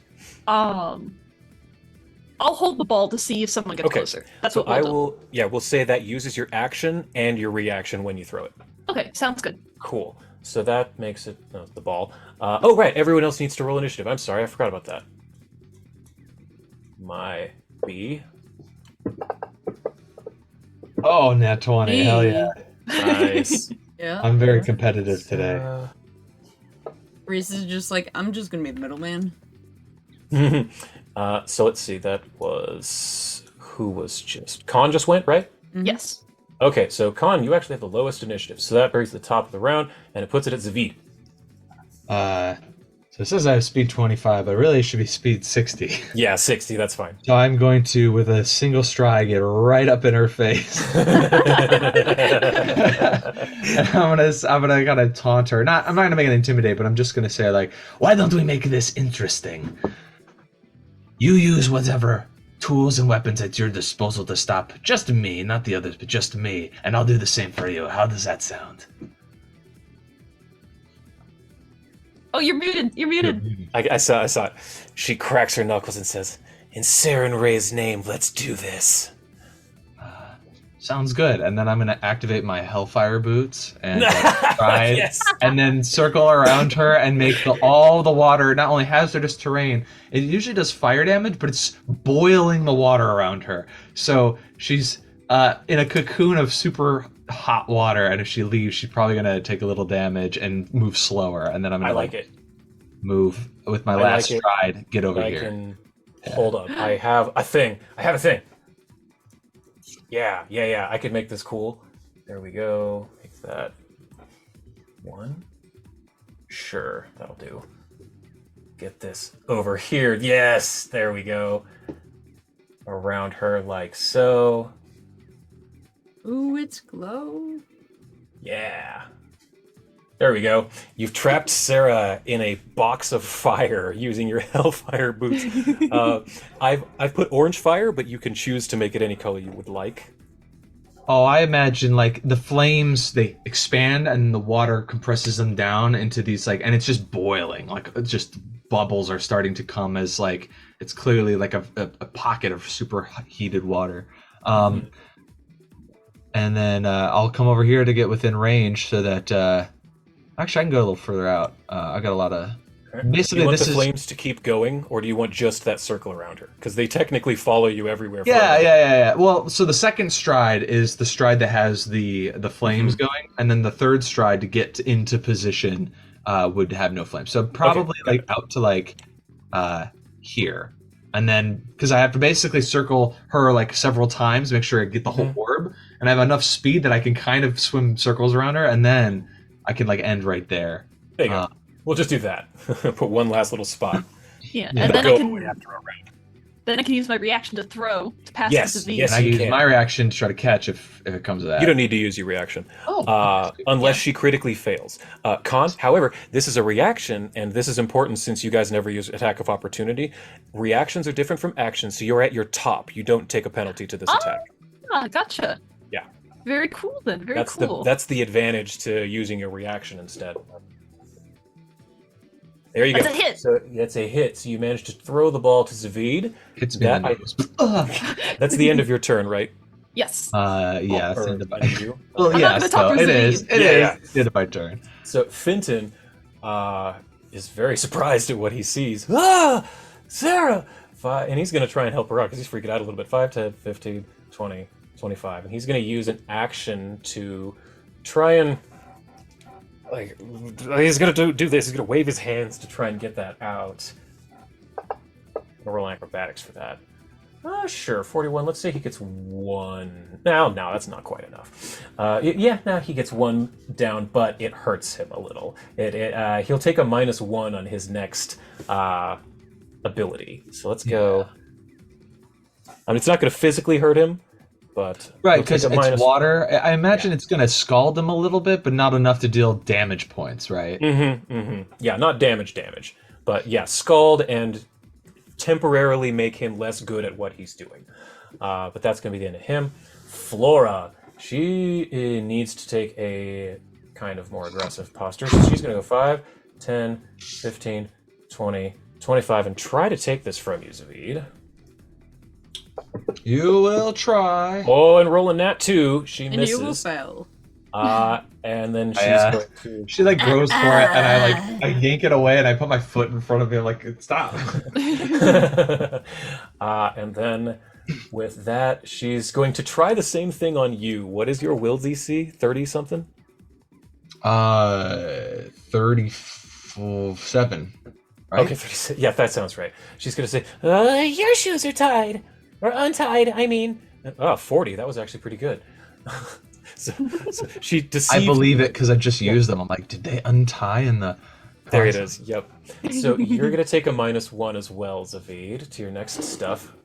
So ATK -1. And Con, I forgot to give you that earlier. So before I forget, ATK -1 for just 1 round. And Zavid is for 1 round. There you go. So that's the end of Flora's turn, bringing it to Sarah. She's going to have to get out of here, but it's difficult terrain, so I'm going to say 5, 10, 15 is 1 whole action. Then she's going to have to go 5, 10, 15, 20 to here to flatten your feet, Zavid. So what she's going to do now... What is your fortitude DC? My fortitude. Mm-hmm. Oh,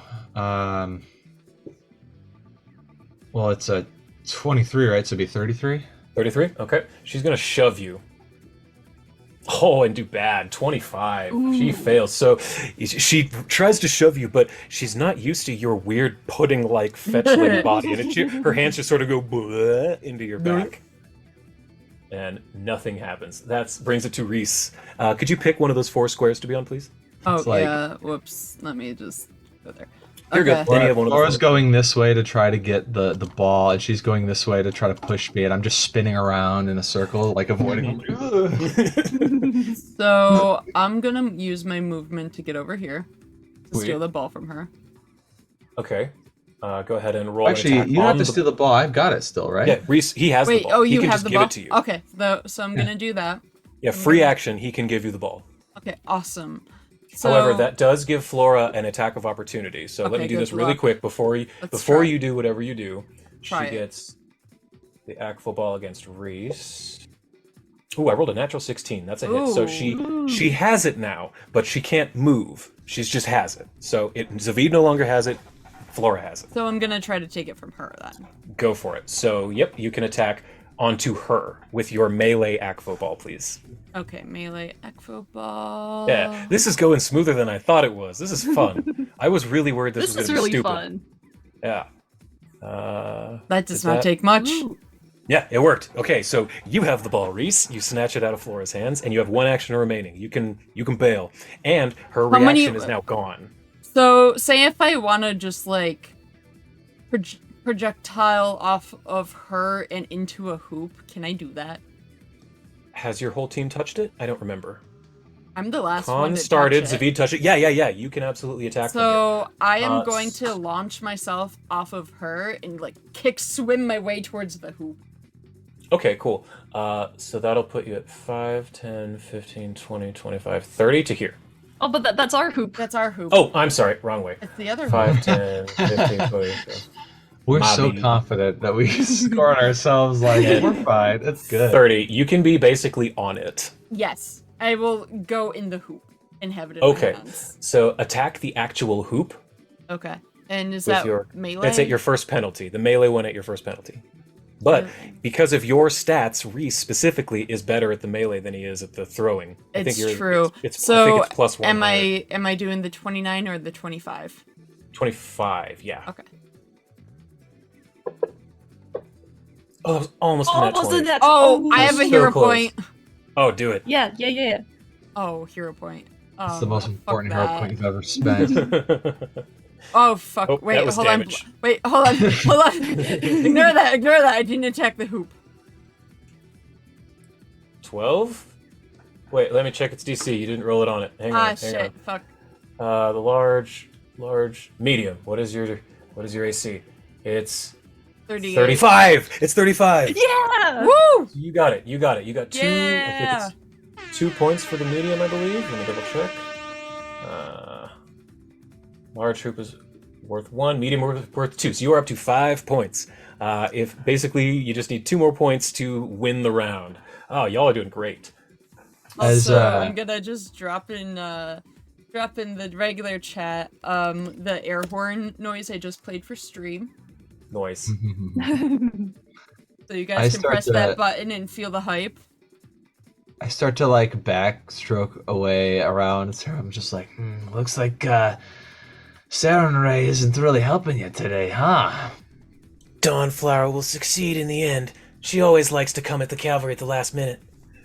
So they start to line up on their end. Let's see. I think Do we Sarah's swap gonna go. sides again, or? Yep. Swap. Oh yeah. Swap sides again. Can somebody move me because my mouse just died? Yeah, sure. So you're going to be in the center again, Reese. Since you got the point. All right. So let me clear everyone's initiative. Clear initiatives. Let me get rid of your those -1 to you all's attacks and Zavid's flat-footed because those are done now. So first thing I need is for Reese and Finton to roll initiative. Where's Finton? Jason, where the Down. hell are you? There he is, Finton.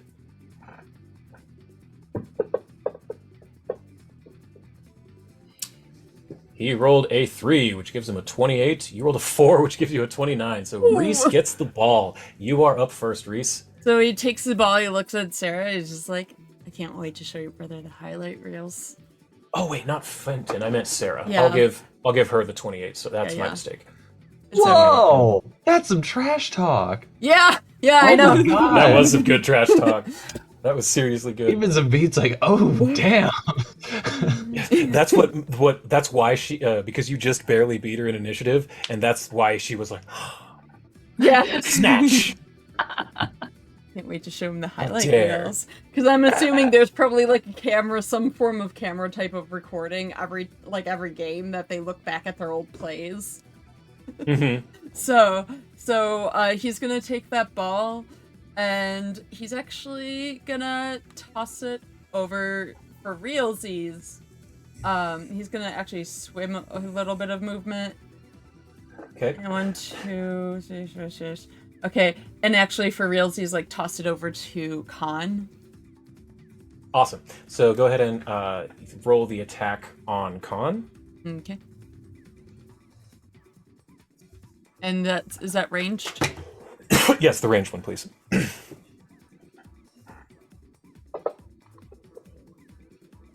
Oh, Ooh, miss. Okay, that's so kind of 5, funny. 10, 15, 20. So the ball goes to there. So that's where it stops because you didn't say you were throwing further. So the ball is there and it's out. It's open. I think you have one action, right, Reese? You moved and then threw? Yep. Okay. Yeah, you have one more. Um, Con misses. Reese is gonna swim back in Sarah's face, like, just wait. That puts it up to her. So first things first, she knows the rules of this game and what you're doing. She's going to say, you're not important in this one. 5, 10, 15, 20, 25, 30, 5 to here. I And just she- have my arms folded as she's swimming over. Yeah, she is going to take a fully defensive position around you, Zavid, and increase your AC by 2. Ooh. So could everyone else please roll initiative now? Yes. Do I roll regular initiative? Yeah, perception. Oh wait, didn't you already have? You Yeah, already yeah, have. I I just did. need Con and Zavid. I thought so. Oops, not the hoop. The hoop doesn't need to roll The initiative. hoop. Ah, The hoop. the hoop is on fire. Not yet. Yeah, it could be. Fenton and come on, Flora. There we go. Okay, so who just went? It was Sarah. Sarah, yes? Okay, so after Sarah is the top of the round. To ya, Fenton.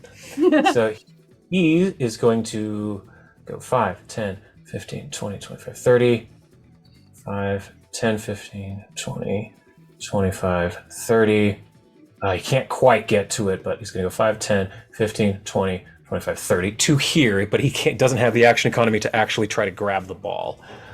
Which brings to Zavid. And I need to give you your +2 to your AC real fast.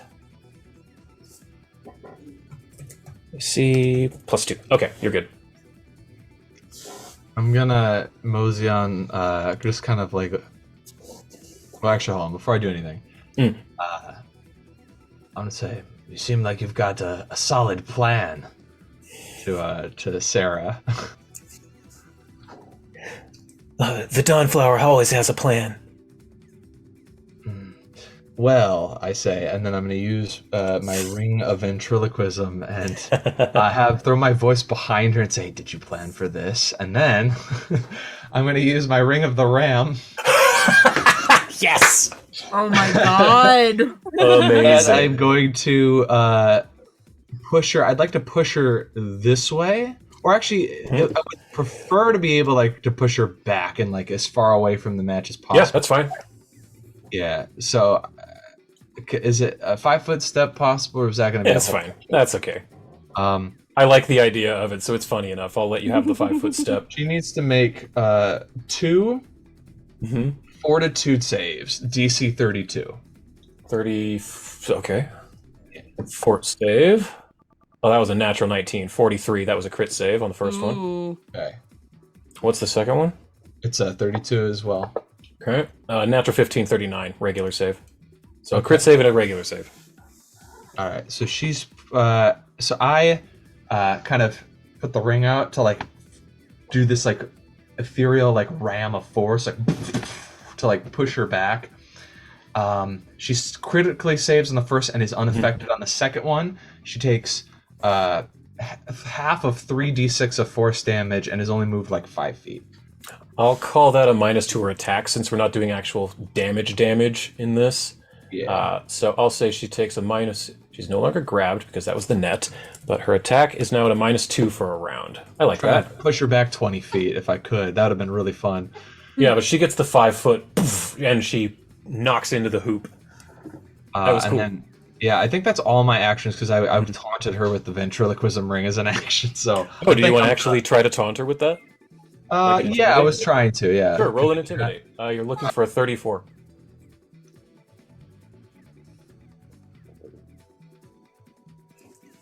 Da baby. The baby.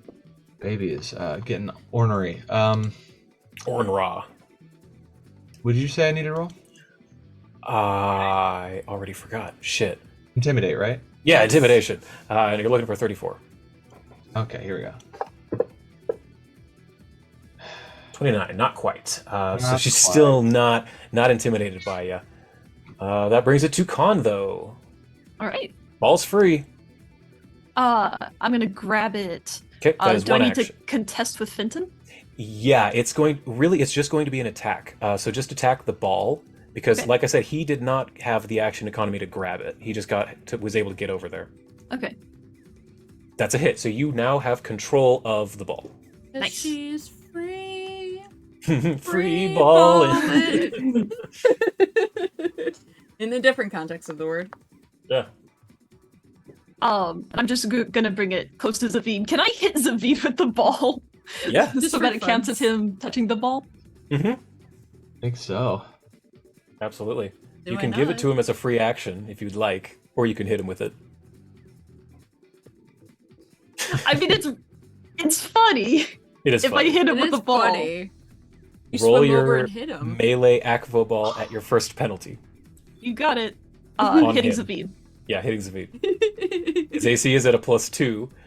Nice, you still got it. So you hit him with the ball, but Would it still be at a +2 when I knock her away by 5 feet?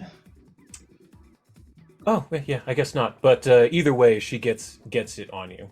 I So like bounce it off of his chest Yeah, and rebound back off. to myself.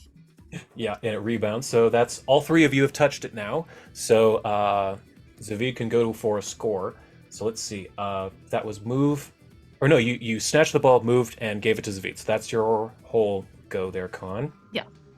Flora now sees what's going on, and she's going to go 5, 10, 15, and she's going to prepare the fumbling rush ability, which is move her full speed and make an attack for the ball if it comes close to her. So that's the end of Flora. Reese brings it to you, and then Sarah. Okay, so seeing that being prepared, Reese is going to, that's 5, 10, 15, 15 feet, grab the ball from Zavid, Nice. and then... Free action. Yep. And then Reese is actually going to use the rest of his... how many feet does he have left to go? He has 15. Let's see, where are you? You're pretty fast, I think. Yeah. You have 30 feet movement, or 35 feet movement normally. Okay. So you moved like 5, 10, 15, 20. You have like 10 feet of movement left in this action. Movement? Okay. So I think what Reese is going to do is spin around to face kind of face like looking at Zavid and Cotton, but just kind of like scooch himself over to the side. Okay. So that's 1, 2. You still have 1 action. And I think he's just gonna go for the long shot and throw at which hoop is it, the left or the right? The left. The left. He's gonna throw at the left hoop, the tiny small one, hoop number Tiny one? 1. Yeah. Oh, oops, didn't mean to do that. So Reese, that is 55 feet away, so that is a -3 -4 to your attack. Okay, so do -4. So -4 in your modifier, and then attack the small aquavoball hoop with your maximum thing. Maximum effort. Oh shoot! Wrong one. Can I put a? Yeah, you can mulligan that. Thank you. I realized That was really bad anyway. Yeah. Okay. Yeah, the highest number. Oh, but it still floats that way though. Yep, but it does go to here. Okay. All right, end of your turn. Sarah's turn. So she's kind of taken off guard by that ring of the ram. Let me see here. Does she have anything that doesn't involve shooting people with a gun? No. Because I know she's good at that, but I don't want to do that in this. Not really. She's pretty much just good at shooting things with a gun. Yeah, okay. So she's going to, let's see, ball's way over there. She's just going to go for it. 5, 10, 15, 20, 25, 30. 5, 10, 15, 20. Oh, 25, 30. She can get to it. Shit. And then she's just going to snatch it. So Sarah is in possession of the ball, but doesn't have the ability to do anything about it, and her teammates need to touch it. So that's the end of the round, bringing it to Finton. He's going to go 5, 10, 15, 20, 25, 30. 5, 10, 15, 20, 25, 30. Free action to take the ball. And let's see, how far is he? That's a -4. It's a -3 as well. No, that's a -4. He's going to go for the long shot. He's going to take a... Oh, wait, no. All of them have to touch it first. Shit. Mm-hmm. So he has to pass to Flora. So he's going to take a -2 on that. -2. Yeah. Throw it to Flora. Miss. Okay. So the ball is free next to Flora. Zavid, your turn. I could go for it. Mm-hmm. But I had a fun idea, and I want to do this instead. Heard. Okay. I go Con, you're on deck. and Con. Yep. And I'm like, Con, it's all you. And I'm going to Plus con. if you're facing the ball, I put my feet on your feet, and then I cast jump and send you towards the ball. Oh my god, yes! Since you're lighter than me, I will move back less than you'll move forward. I think. I'm into it. I'll say she can move 20 feet forward and you move back 10. How's that sound? Since it's 30-foot jump. Oh, she won't be able to make it at that rate. Her action's next. Yeah. Oh, is it? Yeah. Okay, she's sure. next. I do that. I put her in position for the win. Because I can't score as well as you two could. That's true.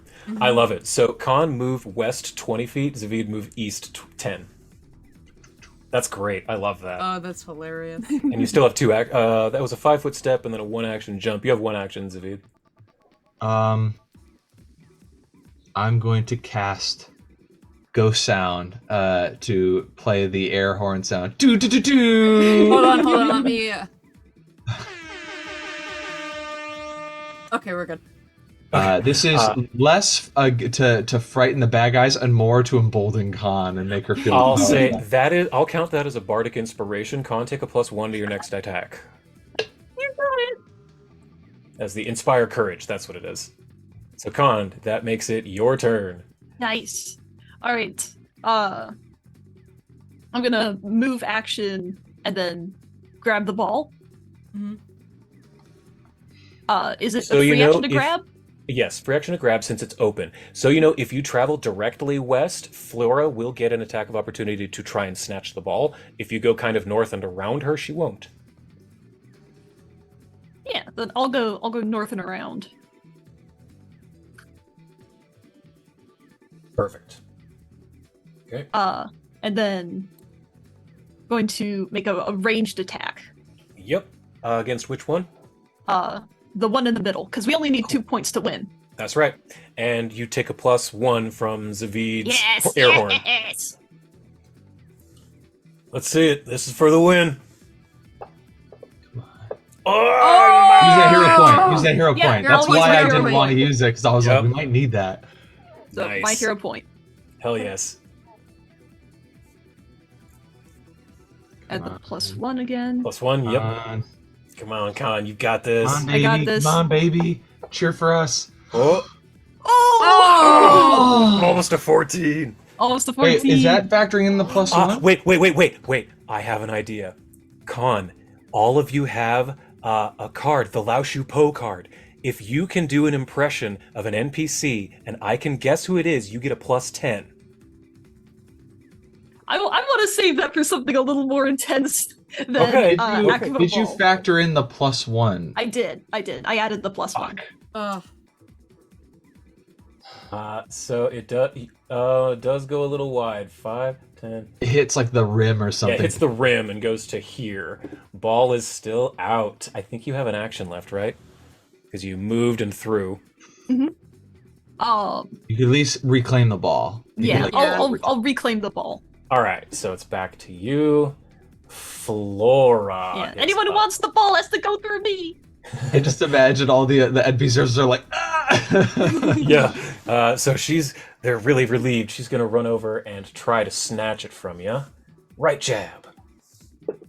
Ooh, nat 12. All right, snatches it from you, and she's gonna go. She's in kind of a rush, so you're gonna actually get an attack of opportunity as she passes you. Very So cool. throw it at your maximum at the ball, your Maximum. melee Aqua ball. Gotcha. So you totally snatch it from her, and you Nope. can take a free 5-foot step. Did you take the Can you go 5-foot step through the into ring? hoop? Do it. I'll Yes, allow it. Yes, I'll allow it. Yes. I'm allowing it. Yep, your 5-foot step Yeah. allows you to swim, you backflip through the ring, and since she already used her attack of opportunity, she can't try to snatch it from you again. You get through the ring, get the extra 2 points. Wah, wah, wah, wah. The other halflings go nuts with their conch shells. And that is 7 points. And technically there's supposed to be another round, but that took longer than I was expecting, so we don't have to play out the second round. We'll say y'all win. That was really excellent. 7-0, great job. Kabriri wins the day at Aquavoball, it looks like. Hell yeah. The shadows get a bit longer. We're going to the Aqua Bowl! Oh, that was fun. That was a lot of fun. That was fantastic. I have to pee. Yeah, let's take an intermission. So let's this take is a an great time for an intermission. intermission. Lux Et Umbra was victorious at Aquavoball against the Yes. Halflings and Sarah Landskar. We'll hope you'll join us in 10 or 15 minutes. We'll be right back. See ya.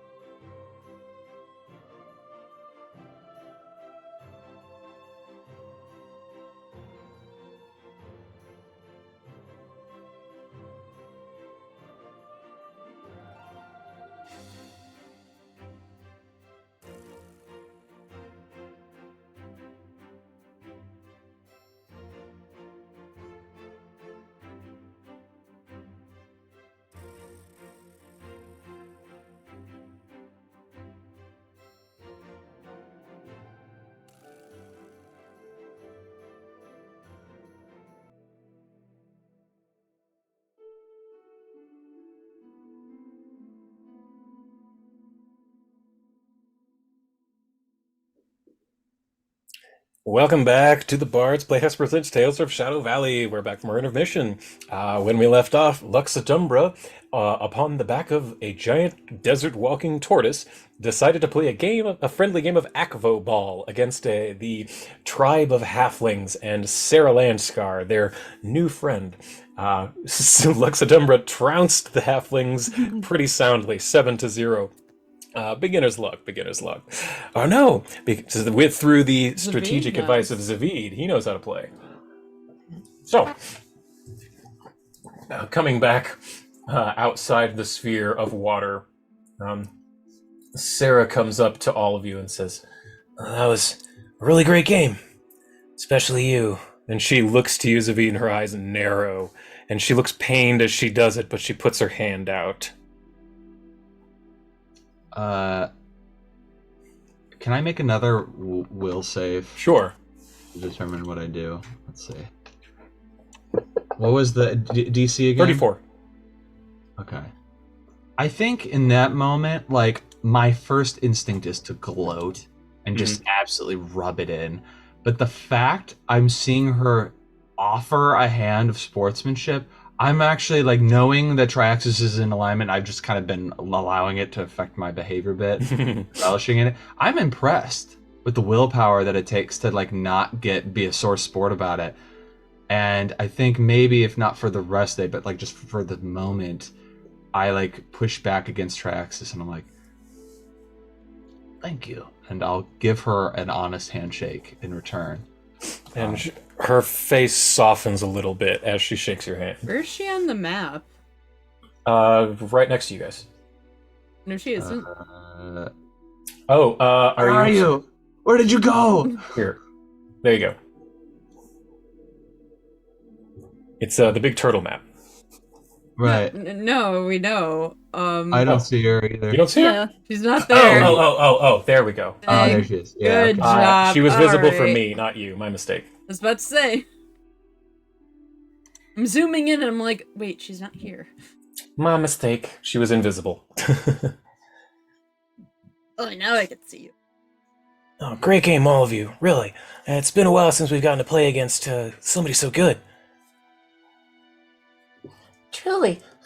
Usually I'm the best one on the team, but it's nice to have some good competition for once. I will admit we never had a rule when I played against using magic or items, and I think we might have had you at a disadvantage. Perhaps another play, just skill against skill alone, and see if you still can beat our asses. I think once we stop this end of the world, I'd like that. In Kyrgyz's name, I'll beat you. My hair. Well, Kyrgyz, what's his alignment? You're lawful neutral, I think. Let me double check. Is Kaburi chaotic evil? Chaotic evil. Kyrgyz is neutral good. So he's within one of Sarenrae. So she's not grossed out by Kyrgyz right now, but you definitely Yeah, are. He's my 1, hair 2, 3 bristles away. at that, and I'm just like, sure. But yeah, I think my character is pretty impressed with her restraint. And I mean, I've butted heads with other, like, people with other beliefs and stuff like that before. I think, like, who's the god that our Viking friend believes in? Njord. Njord, yeah. Njord He's the lawful Nord. good, I think. Yeah. I think I know, like, more than one alignment away is when it, like, starts. I think I'm rationalizing that, like, the only good, in my opinion, lawful good deity that I think, like, exists, I think so far is Sarenrae. Sarenrae is the only one that's been, like, consistently pretty good. Like, the people that follow Sarenrae, other than the shitty The dwarves, dwarves, whatever, yeah. like, have been good. Demirius has not tried to kill me, and we had some heart-to-hearts, and so I'm pretty cool with that. And, like, I also know it's just a popular god, and so it's like, I'm starting to rationalize, like, you know what, This is like hating people for liking the flavor vanilla. Yeah, it's basic, but it's also a staple flavor. You know what I mean? True. They do try to do good, that kind of stuff. Yeah. Sarenrae followers are do-gooders. They do good. Yeah. So, Khan, what are you thinking in this moment in your victory? Especially since you got the winning point. she's just cherishing it, all basking in the admiration. Which you are getting from all of the halflings. They're all near you. Oh, that was such an amazing winning point. Oh, throw it through the backflip through the hoop. Yeah, she's talking technique, but she has no idea what she's talking about. This is her first time playing this game. Love that. Yeah, where you must have gone in college, but you could have gone pro with an arm like that. That's what my parents said. But I wanted to support them in the circus. I care about other people so much. No, I just care. That's my one flaw. Is I just care too much. My health is too big. Weakness. Oh, well, I can see why you're an absolute monster on the aquaball field. And Reese, what are you up to again after your victory? Reese is getting all the footage and then sending it off to Mythonar. Right. It's all his highlight good shots, and you see it's just clips of just his biceps throwing It's the the Peter ball. Parker taking pictures of Spider-Man thing. Yeah, pretty much. It's pretty much that. All the highlights is just sending to the ether of whatever technology they have where I could just deliver it and sending. That is, Reese is yeah, we won, but I just want to look hot for my boyfriend. As you're all kind of doing this, eventually Zenmo starts to look a little dizzy. And he kind of hobbles over to the boxes here and he leans up against them and says, Well, I could feel like something. and he kind of tries to shake it off and wanders over to here to kind of try and focus. And Sarah looks to you all and she says, Oh, Zenmo's an empath. He's probably feeling someone out in the desert. It's how he found you. He sensed your desperation and your thirst. And Zenmo... That's cool. His superpower really is being empathetic. Yeah. That's funny. Yeah. He literally senses desperation out in the desert. But he's... stands over there for a while and he says, I could feel several people are out there. They're needing help. I think they're getting attacked by they're scared and hurting. Then he passes out.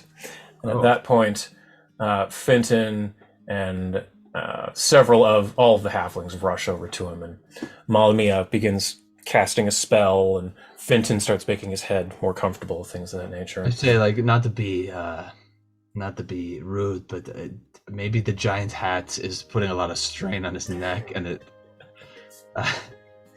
We've thought that before, but it keeps the sun off.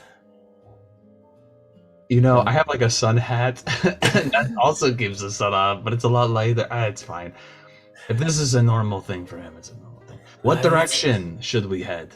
And he eventually does kind of come to, and he starts talking to Fenton and pointing out. He says, They're out to the west, near the footprints of Rovagug. Just head towards that. We'll find them.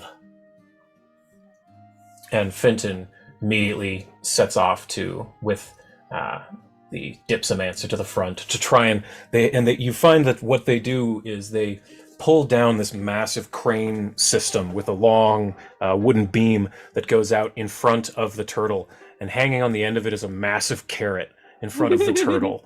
And they twist it so that it points west, and all of you feel the turtle list, and everything turns as it starts to walk towards the west. And I've seen enough footage of tortoises to know that when they have food in front of them, they're just like...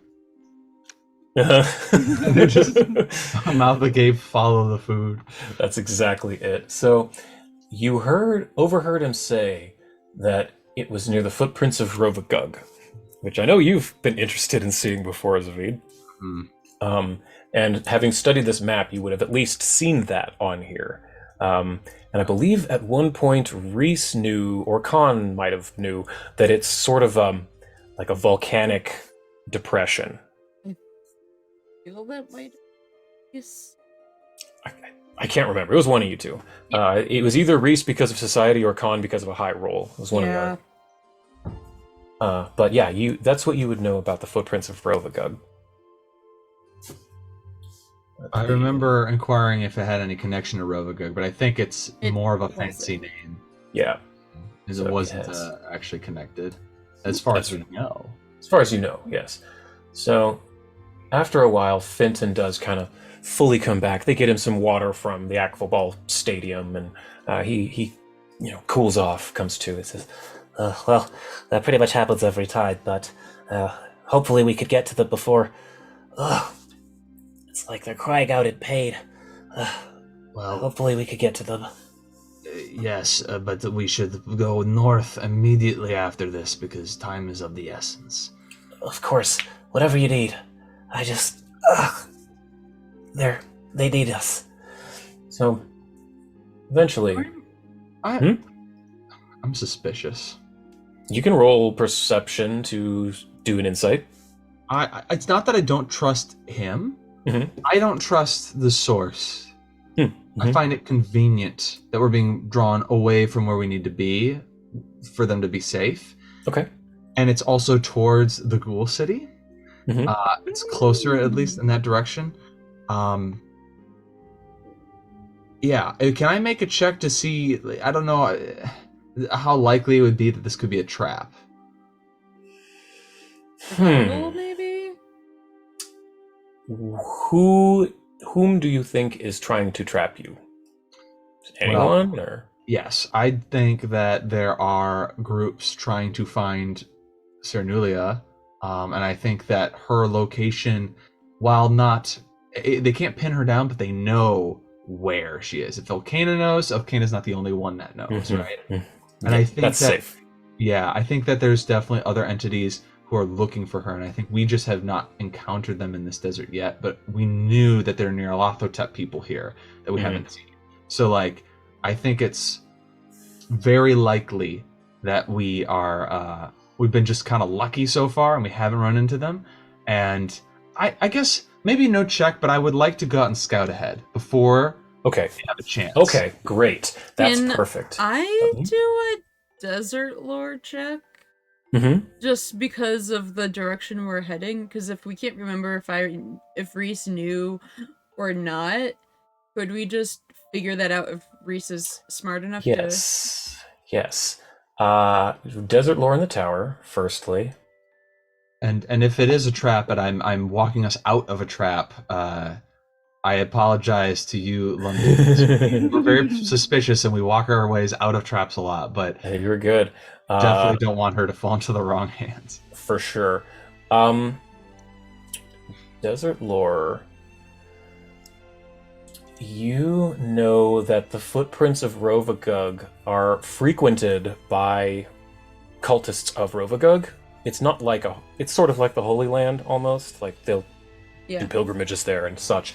But for the most part, the people who live in that area are nomads, tribal nomads, and occasionally you see cultists of Lamash too as well, like jackal riders, people who raise and tame jackals.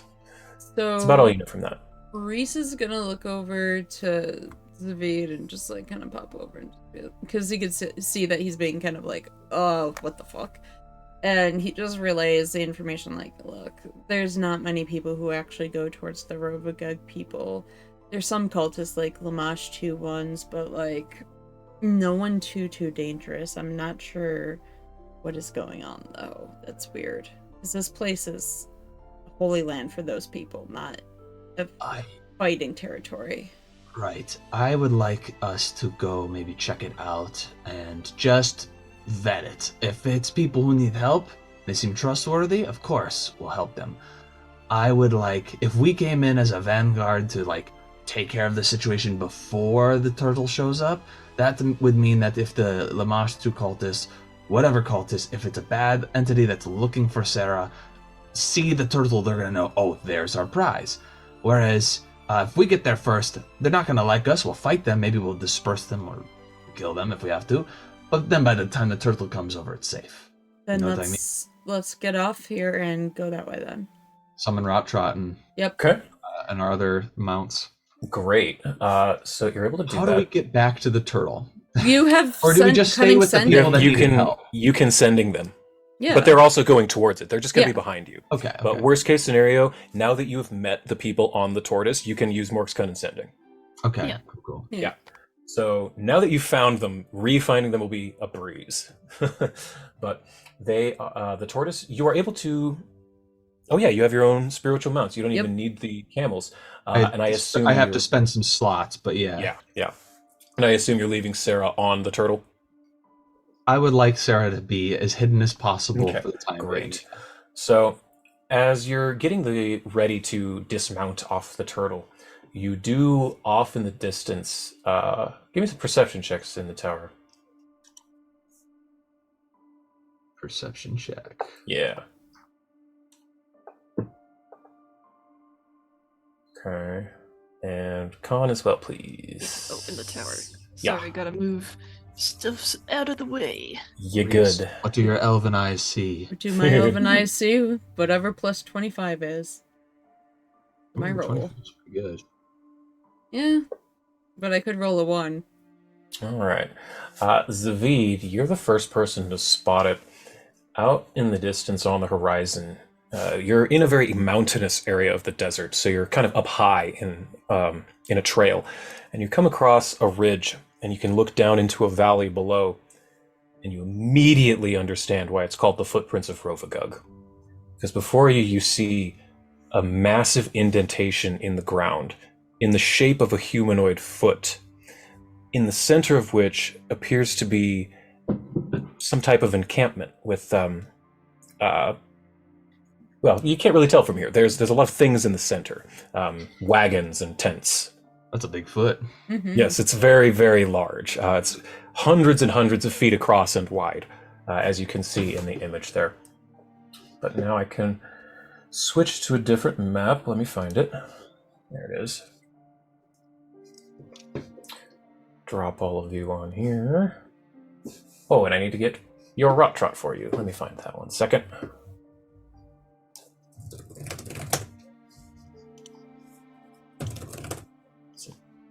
What did I name it? Horse? Where in the hell is Rot Trot? There he is. Okay, so what you see, you can close out of the turtle image now. And as you're walking towards this encampment, you come down the valley. Oh yeah, I need to give the other two mounts as well. Owl. It's called this for Reese. And the mole for Khan. Right? Mhm. That's what Khan likes, that mole. 3. Perfect. Okay. So all of you are riding in on these mounts, these spectral mounts that Zavid has summoned for you. And you crest the top of the lip of that ridge, the footprint, looking down into it. And the closer you get... Wait, the You map hasn't loaded. I know it hasn't yet. Oh, okay. I have not sent it yet. Nope. But the closer you get, Khan, you smell blood. It stings your nostrils. You start to taste pennies. It's kind of thick. And as you get closer, you can see why. Oh, I have to... Oh, where is it? No. There it is. Okay. It's the 54th annual blood drive. Okay, this In honor fantasy of grounds is going to Rovagug, chug for a all second. blood will be Go. shed. There. There we go. Okay. Oh no, they didn't go to the correct spot. In honor of our Dark Lord Rovagug, we are Our Lord, Dark Lord and Savior. to help people who are in need. That's weird. Didn't Rovagug want to destroy everything? Like, why are we helping people? Well, yeah, sure, Rovagug's gonna eat everything, but don't we want that meal to be as healthy and tasty as possible? Sorry for the delay on this. No worries. There we go. I'm nearly finished. Okay. And then there we go. All right, finally. So you all see tents cut and slashed. You see defensive weapons, siege weapons, arbalists and ballistas smashed and destroyed. And you see dead people and dead camels, entrails spilled, blood everywhere, and vultures eating all of them. You have not been seen yet, but you're at the bottom right of that map. When it came into view, did we see raiders coming in, or the mounts that have been abandoned because the people on them had left to go fight or something? Anything like that? Not yet. As you came in, you would have seen signs of people going towards this direction to try and fight, but it seems like this was definitely an ambush. Okay. All right. We'll say you're up on kind of a ridge, looking down. All right. What do we do now? I think we should just jump in, right? This is gonna be a fight. So I can fly over and just jump in somewhere. Yeah, I'm gonna cast haste on myself, just so I have an extra action for this what's bound to be a combat, and I'm just rushing. So roll me an initiative. Well, you can do roll initiative. Everybody. All right. You can use stealth if you want. Anyone who wants to come in sneaky can. I'm gonna I absolutely be basically will. taking. Yeah. I'm not. I'm just going right in and. Gotcha. Oof. But you get the first action, so combat starts on you. Okay. I beat my initiative by 20. Okay. Nice. Why can't I roll my initiative? There it goes. Oh! Nice. Very nice. Yeah. Okay. Did you want that to be your stealth or your prefer? Oh, I want that to be stealth. Oh, so it should be one more. So I'll add one to that. So you should have a 40. 44. Didn't change your initiative any. All right, so it starts on Zavid since you're kicking it off. So you're up. You said you cast haste? I had to haste cast to okay. Essentially, you did pre. More. Yeah. I'm going to use Bullhorn. Nice. And I'm going to start shouting in Aklo. Begone, foul creatures, or your blood shall belong to Cabriri, god of the ghouls. To try to scare any cultists or anything that are there to think, oh shit, there's another faction here. If it's an intelligent enemy, if it's just monsters and shit, maybe the loud noises and the fearsome barking might scare them away. Some of these vultures might fuck off. I want to make a big show of being scary. Big and loud and scary. Great. Big, loud, and scary. Yeah. So roll and intimidate publicly at advantage, I guess. Just roll it twice. Sure thing. So intimidation.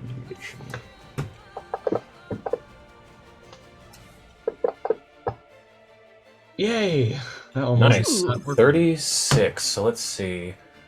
That was definitely a success on the big ones, and that is a critical success on the small vultures. So let's go ahead. This is going to take me a second.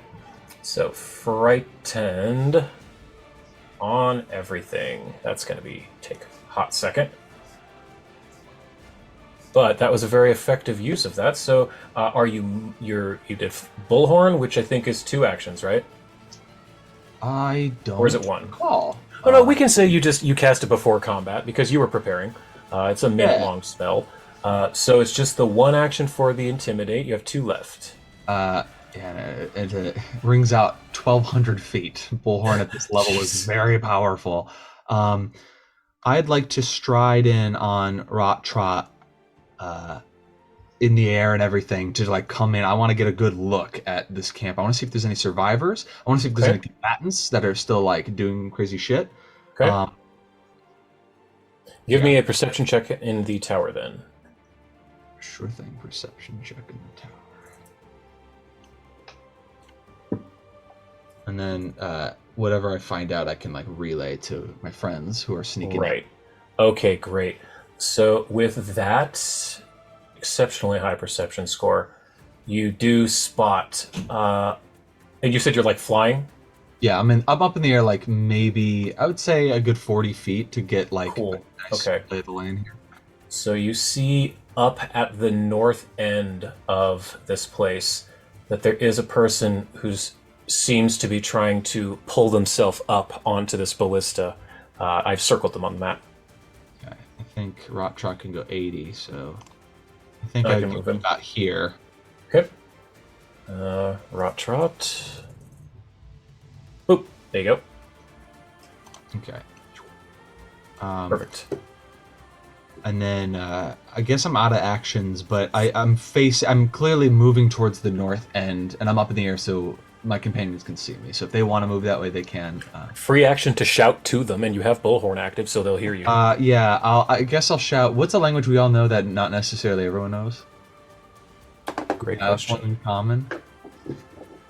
God, all of you know so many. Can we all speak Infernal? Or? I don't No. think so. Let's see. What do you all have? Draconic? No, Zavid doesn't have Draconic. Dwarven? Reese, do you have Dwarven? No. I don't think I do. Nope. Undercommon? Oh, all of you have Elven. Elven, yep. Okay. Ooh. I'll shout in Elven. There's a survivor to the north. Alright, so that'll be the end of Zavid's turn. Vulture. Yes. So these vultures now see that there is something new. So it's going to fly up to you.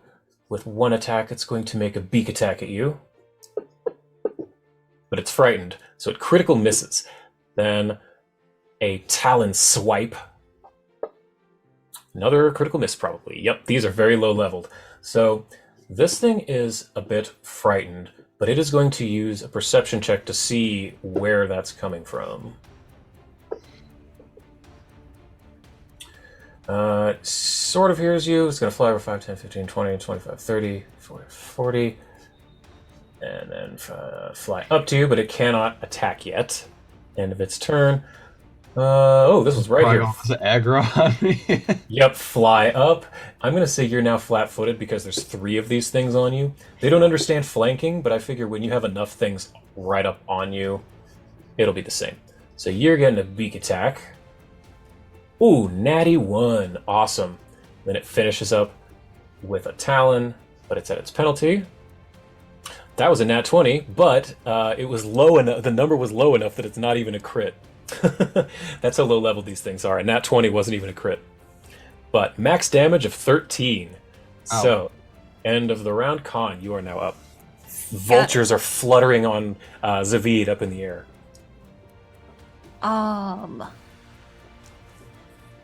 Go to Zavid, I've got this. Okay. Maybe even emerging from under the sand, the mole Yes. rises up.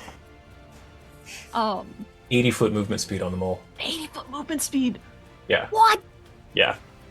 Zavid cast a 6th level spell. I cast all of my 6th level spells. So Yeah, we can 3 of them. awesome amounts. Yeah. Is it shift click to target? I mostly just want to see how far away Control. it is. Control click. Yeah, there you go. There we go. 85. Then I guess I'll close distance and start taking some pot shots with a crossbow. Sweet. Where are you going? Heck, Move why not a yourself short and- bow? Nice. I'll move the mole for you.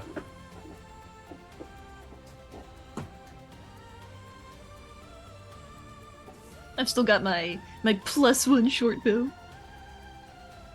And short bows don't have loading, right? That's correct, yes. They do Right. not. So move yourself where you want, and I'll move your mole for you. Gotcha. I'll be over there. Cool. There's your mole. Trying to, like, maybe frighten them off a bit. Mm-hmm. Make a show. So you're going to attack one of the ones near Zavid, or what are you attacking? Yes. Okay. One of the ones near Zavid. Sweet. There's my character sheet. Okay. Short bow. Wait, I can land them directly on the vultures. I know how Fantasy Grounds works. Critical hit. Let's go.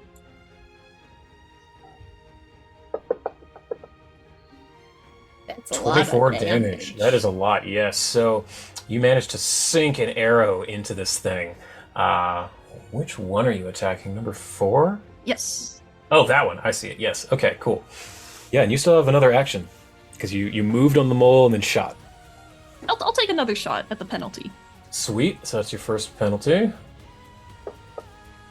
Oh, Another critical. Another critical. 2 nat 19s in a row. Let's go. 21. It is bleeding heavily. This thing looks almost dead, actually. Yes. Oh, you get your debilitations. Oh, that's right. Wait, And is it now that you're- flat-footed? It wasn't. Oh no, you went before it in combat. So yes, it should have been flat. Oh shit. So hold up. It should have been flat-footed. How much sneak attack do you do? 3d6? More than I'm trying to that. remember. It's got to be on my page. Where is it? Yeah. Abilities.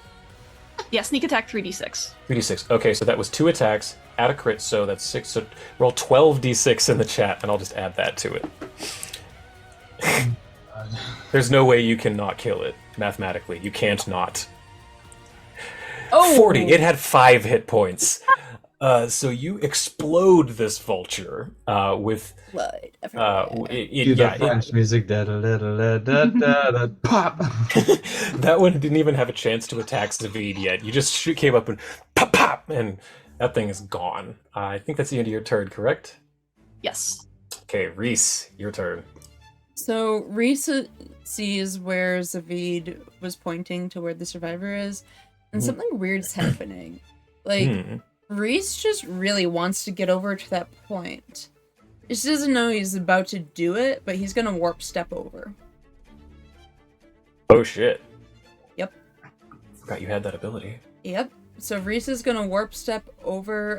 It adds 5 foot status bonus to my speed until the end of my turn. Then I stride twice, and it affects. I could use it on burrow, climb, fly, or swim instead of stride if I have the corresponding move. Cool. Yeah. That works. I'm not That's 5 sure bonus how to speed. far I can move, but if I can move right over to him, I will. Let's see. 80. Let's see. There's you to Zavid is 100. Oh yeah, that's within 2. You can absolutely get there. So I'll Yeah. just pop you there and move your mount for you. So Right. I'll move over there and go over to where the survivor is. Okay. So you manage to land on the ground, and you see a injured but not dead, beautiful dark-skinned woman.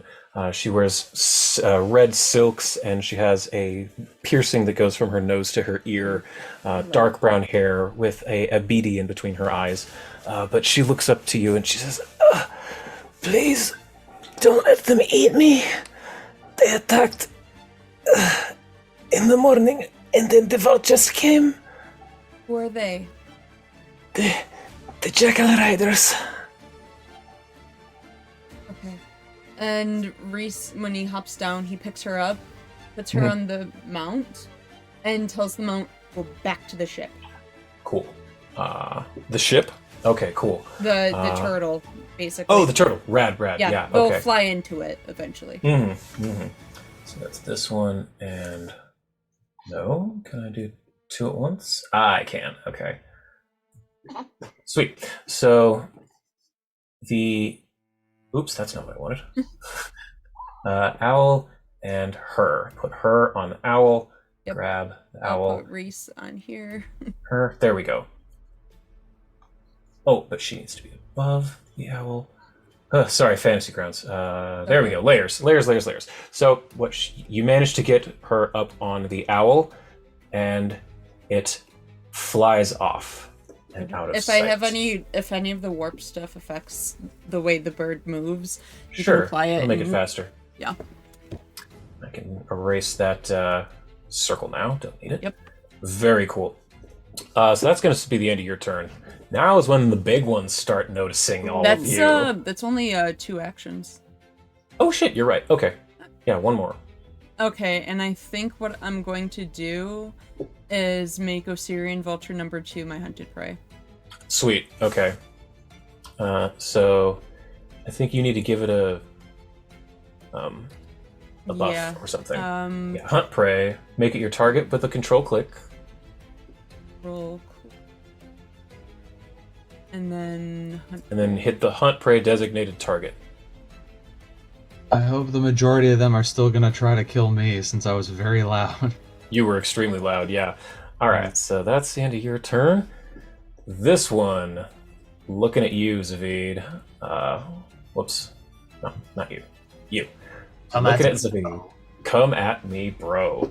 What's its movement speed? 45 feet, so it can't quite get you in one, but it's large size, so I believe it can still hit you from here. So it is going to attempt to beak attack at you, Zavid. It's actually going to hit. Okay, great. So it attacks you with its beak and gets you in the side for 15 damage, and I need you to roll me a fortitude save. The DC is not high. It's 18 for carrion fever. Okay. Basically, just don't roll in that one. Yeah, you're fine. Critically safe. Brings it to another one. This one... Yeah, oh, wrong one. This one is still going to probably go after Zavid. 90 feet, huh? So that's 2 movements. Oh, yeah, 2 movements to get right up on you. And then it can... Going to Talon at you. Oh, that was almost a natural 1, but it's a 36. So you take a little bit of slashing damage. No carrion fever on this one. You take 15 damage. I'm getting like fucked up by buzzards, and then it all pauses, and I was like, yeah, that's me. You're probably wondering how I got myself in this situation. Question. Should I put the Hunter's Precision on my next turn or right now? Oh, put it on now. Yeah.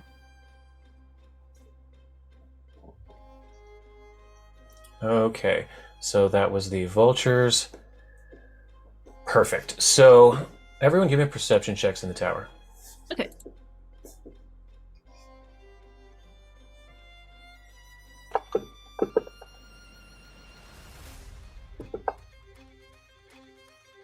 Reese and Khan, you don't hear this, but Zavid, you're high enough up in the air that you hear a loud "Ah!" And from the southwest, you see flying in a truly massive vulture. And I have an art here to give you a sense of scale. Oh, Vulture no. could chase after a rhinoceros. No. That's a pretty dire vulture. It is a dire that is vulture. a dire Yes. vulture. So in from the southwest corner comes a dire vulture. What its movement speed is 60. So Oh, God, no. let's see. Zavid was the one who did the bullhorn. It's 160. So yeah, it can get to you. It can get to you, but it cannot attack you yet. Oh So my God. this bad Scare boy me! is going I'm to- scared. Oh shit! Yeah. That's even scarier. So, I think this might be a great place to That stop would for be- this. Wait, one. let me have my Excellent. turn at least. Okay, I'll let you have your turn. It's just there's a couple of vultures between it and you, so Yeah. I'll speed You through. want them. How about to? that? Yeah, speed run. Roll I'll these speed run a attacks. couple Hurt of me. these. So Do it. this one, I'm okay with that. So that's 140. So this one is going to go to Khan. It can't attack you yet. It can just get to you. I'm just saying, This hurt me, one. Dice Daddy. Ooh, Number 2, this one's going to go to Reese. We're going to fly over to you. Beak attack. Natural 19. Hit. So, Reese, I need you to make me a fortitude save, DC 18. You take 13 piercing damage from the beak of this thing. You're fine. No Yeah. carrion fever. No problem. And it's going to finish up with a talon strike on you. Still a miss on a natural 18. God damn. Okay. Vulture 5. This one's going to follow its mother. 80 feet. That's all it can do is to get up to Con. Next. This vulture, again, going up to Con, but that's all it can do. Making you flat-footed because you now have 3. I said that for Zvid. I'm doing it for you now. Flat-footed on Con. Now it is your turn, Zvid. You may take your turn, and then we'll quit.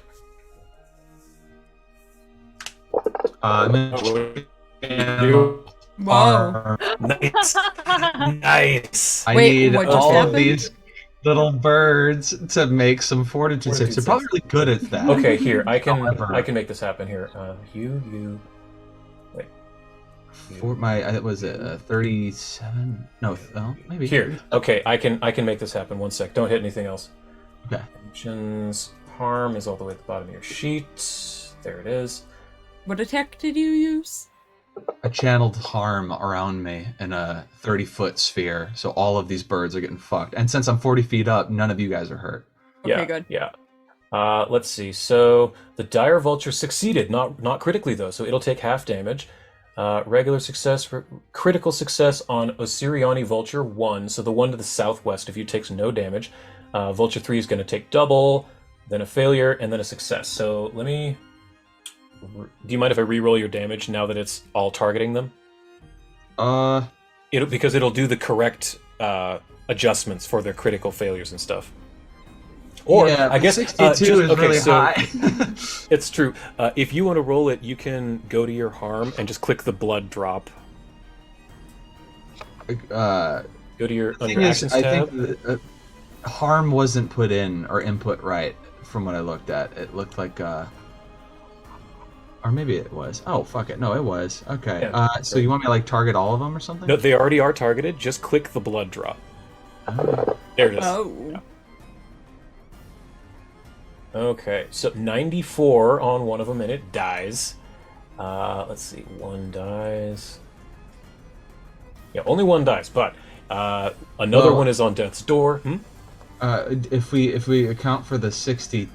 Oh, that's true. What was the? No, I don't mind adding that. That's fine. Yeah, I had. That's why I was like, I had a really high roll. So that's fine. This is I'll gonna be add it. good. So that's 5, 15. 31 on the successes. 31. Okay, Yeah. so that's gonna be. Well, that one's dead. That one is dead. Then Vulture 2 was unaffected. Vulture 4, which is where that one is dead. So yeah, you killed several of them. And Ooh. injured the dire vulture a little bit, which is good. So I will take off the board the dead ones.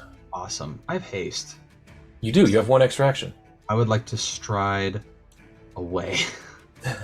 And none. Oh wait. Let me. I think one has a reaction, but let me double check. Okay. And that'll be it. And I think maybe we're probably done for the. Yeah. Yep. Yeah, my brain's Okay. done. Nope. Yeah, that does not trigger the attacks or the reaction. Yep. But I think this is a great place. Cool. You move over there, and this is a great place for us to end for the week. We know for sure we're not playing next week. Maybe the following week. We're not Depends entirely on sure. how I'm feeling. Yeah, depends on Elliot. I'm doing Titus Deletus, so depending on how I can brain will depend on how everything is, because I run everything, I produce everything here. So there's a little bit more involved that I know Loopy me won't be able to do 2 days after surgery, but 2 days in a week, maybe a little bit more. All right, so yep, we're definitely off next week, possibly the week after, but we'll see. But we're going to try our best to come back at least in 3 weeks to play again and see where we go with this. But thank you so much for joining us, and we'll see you next time. Bye everyone. Everybody. Bye.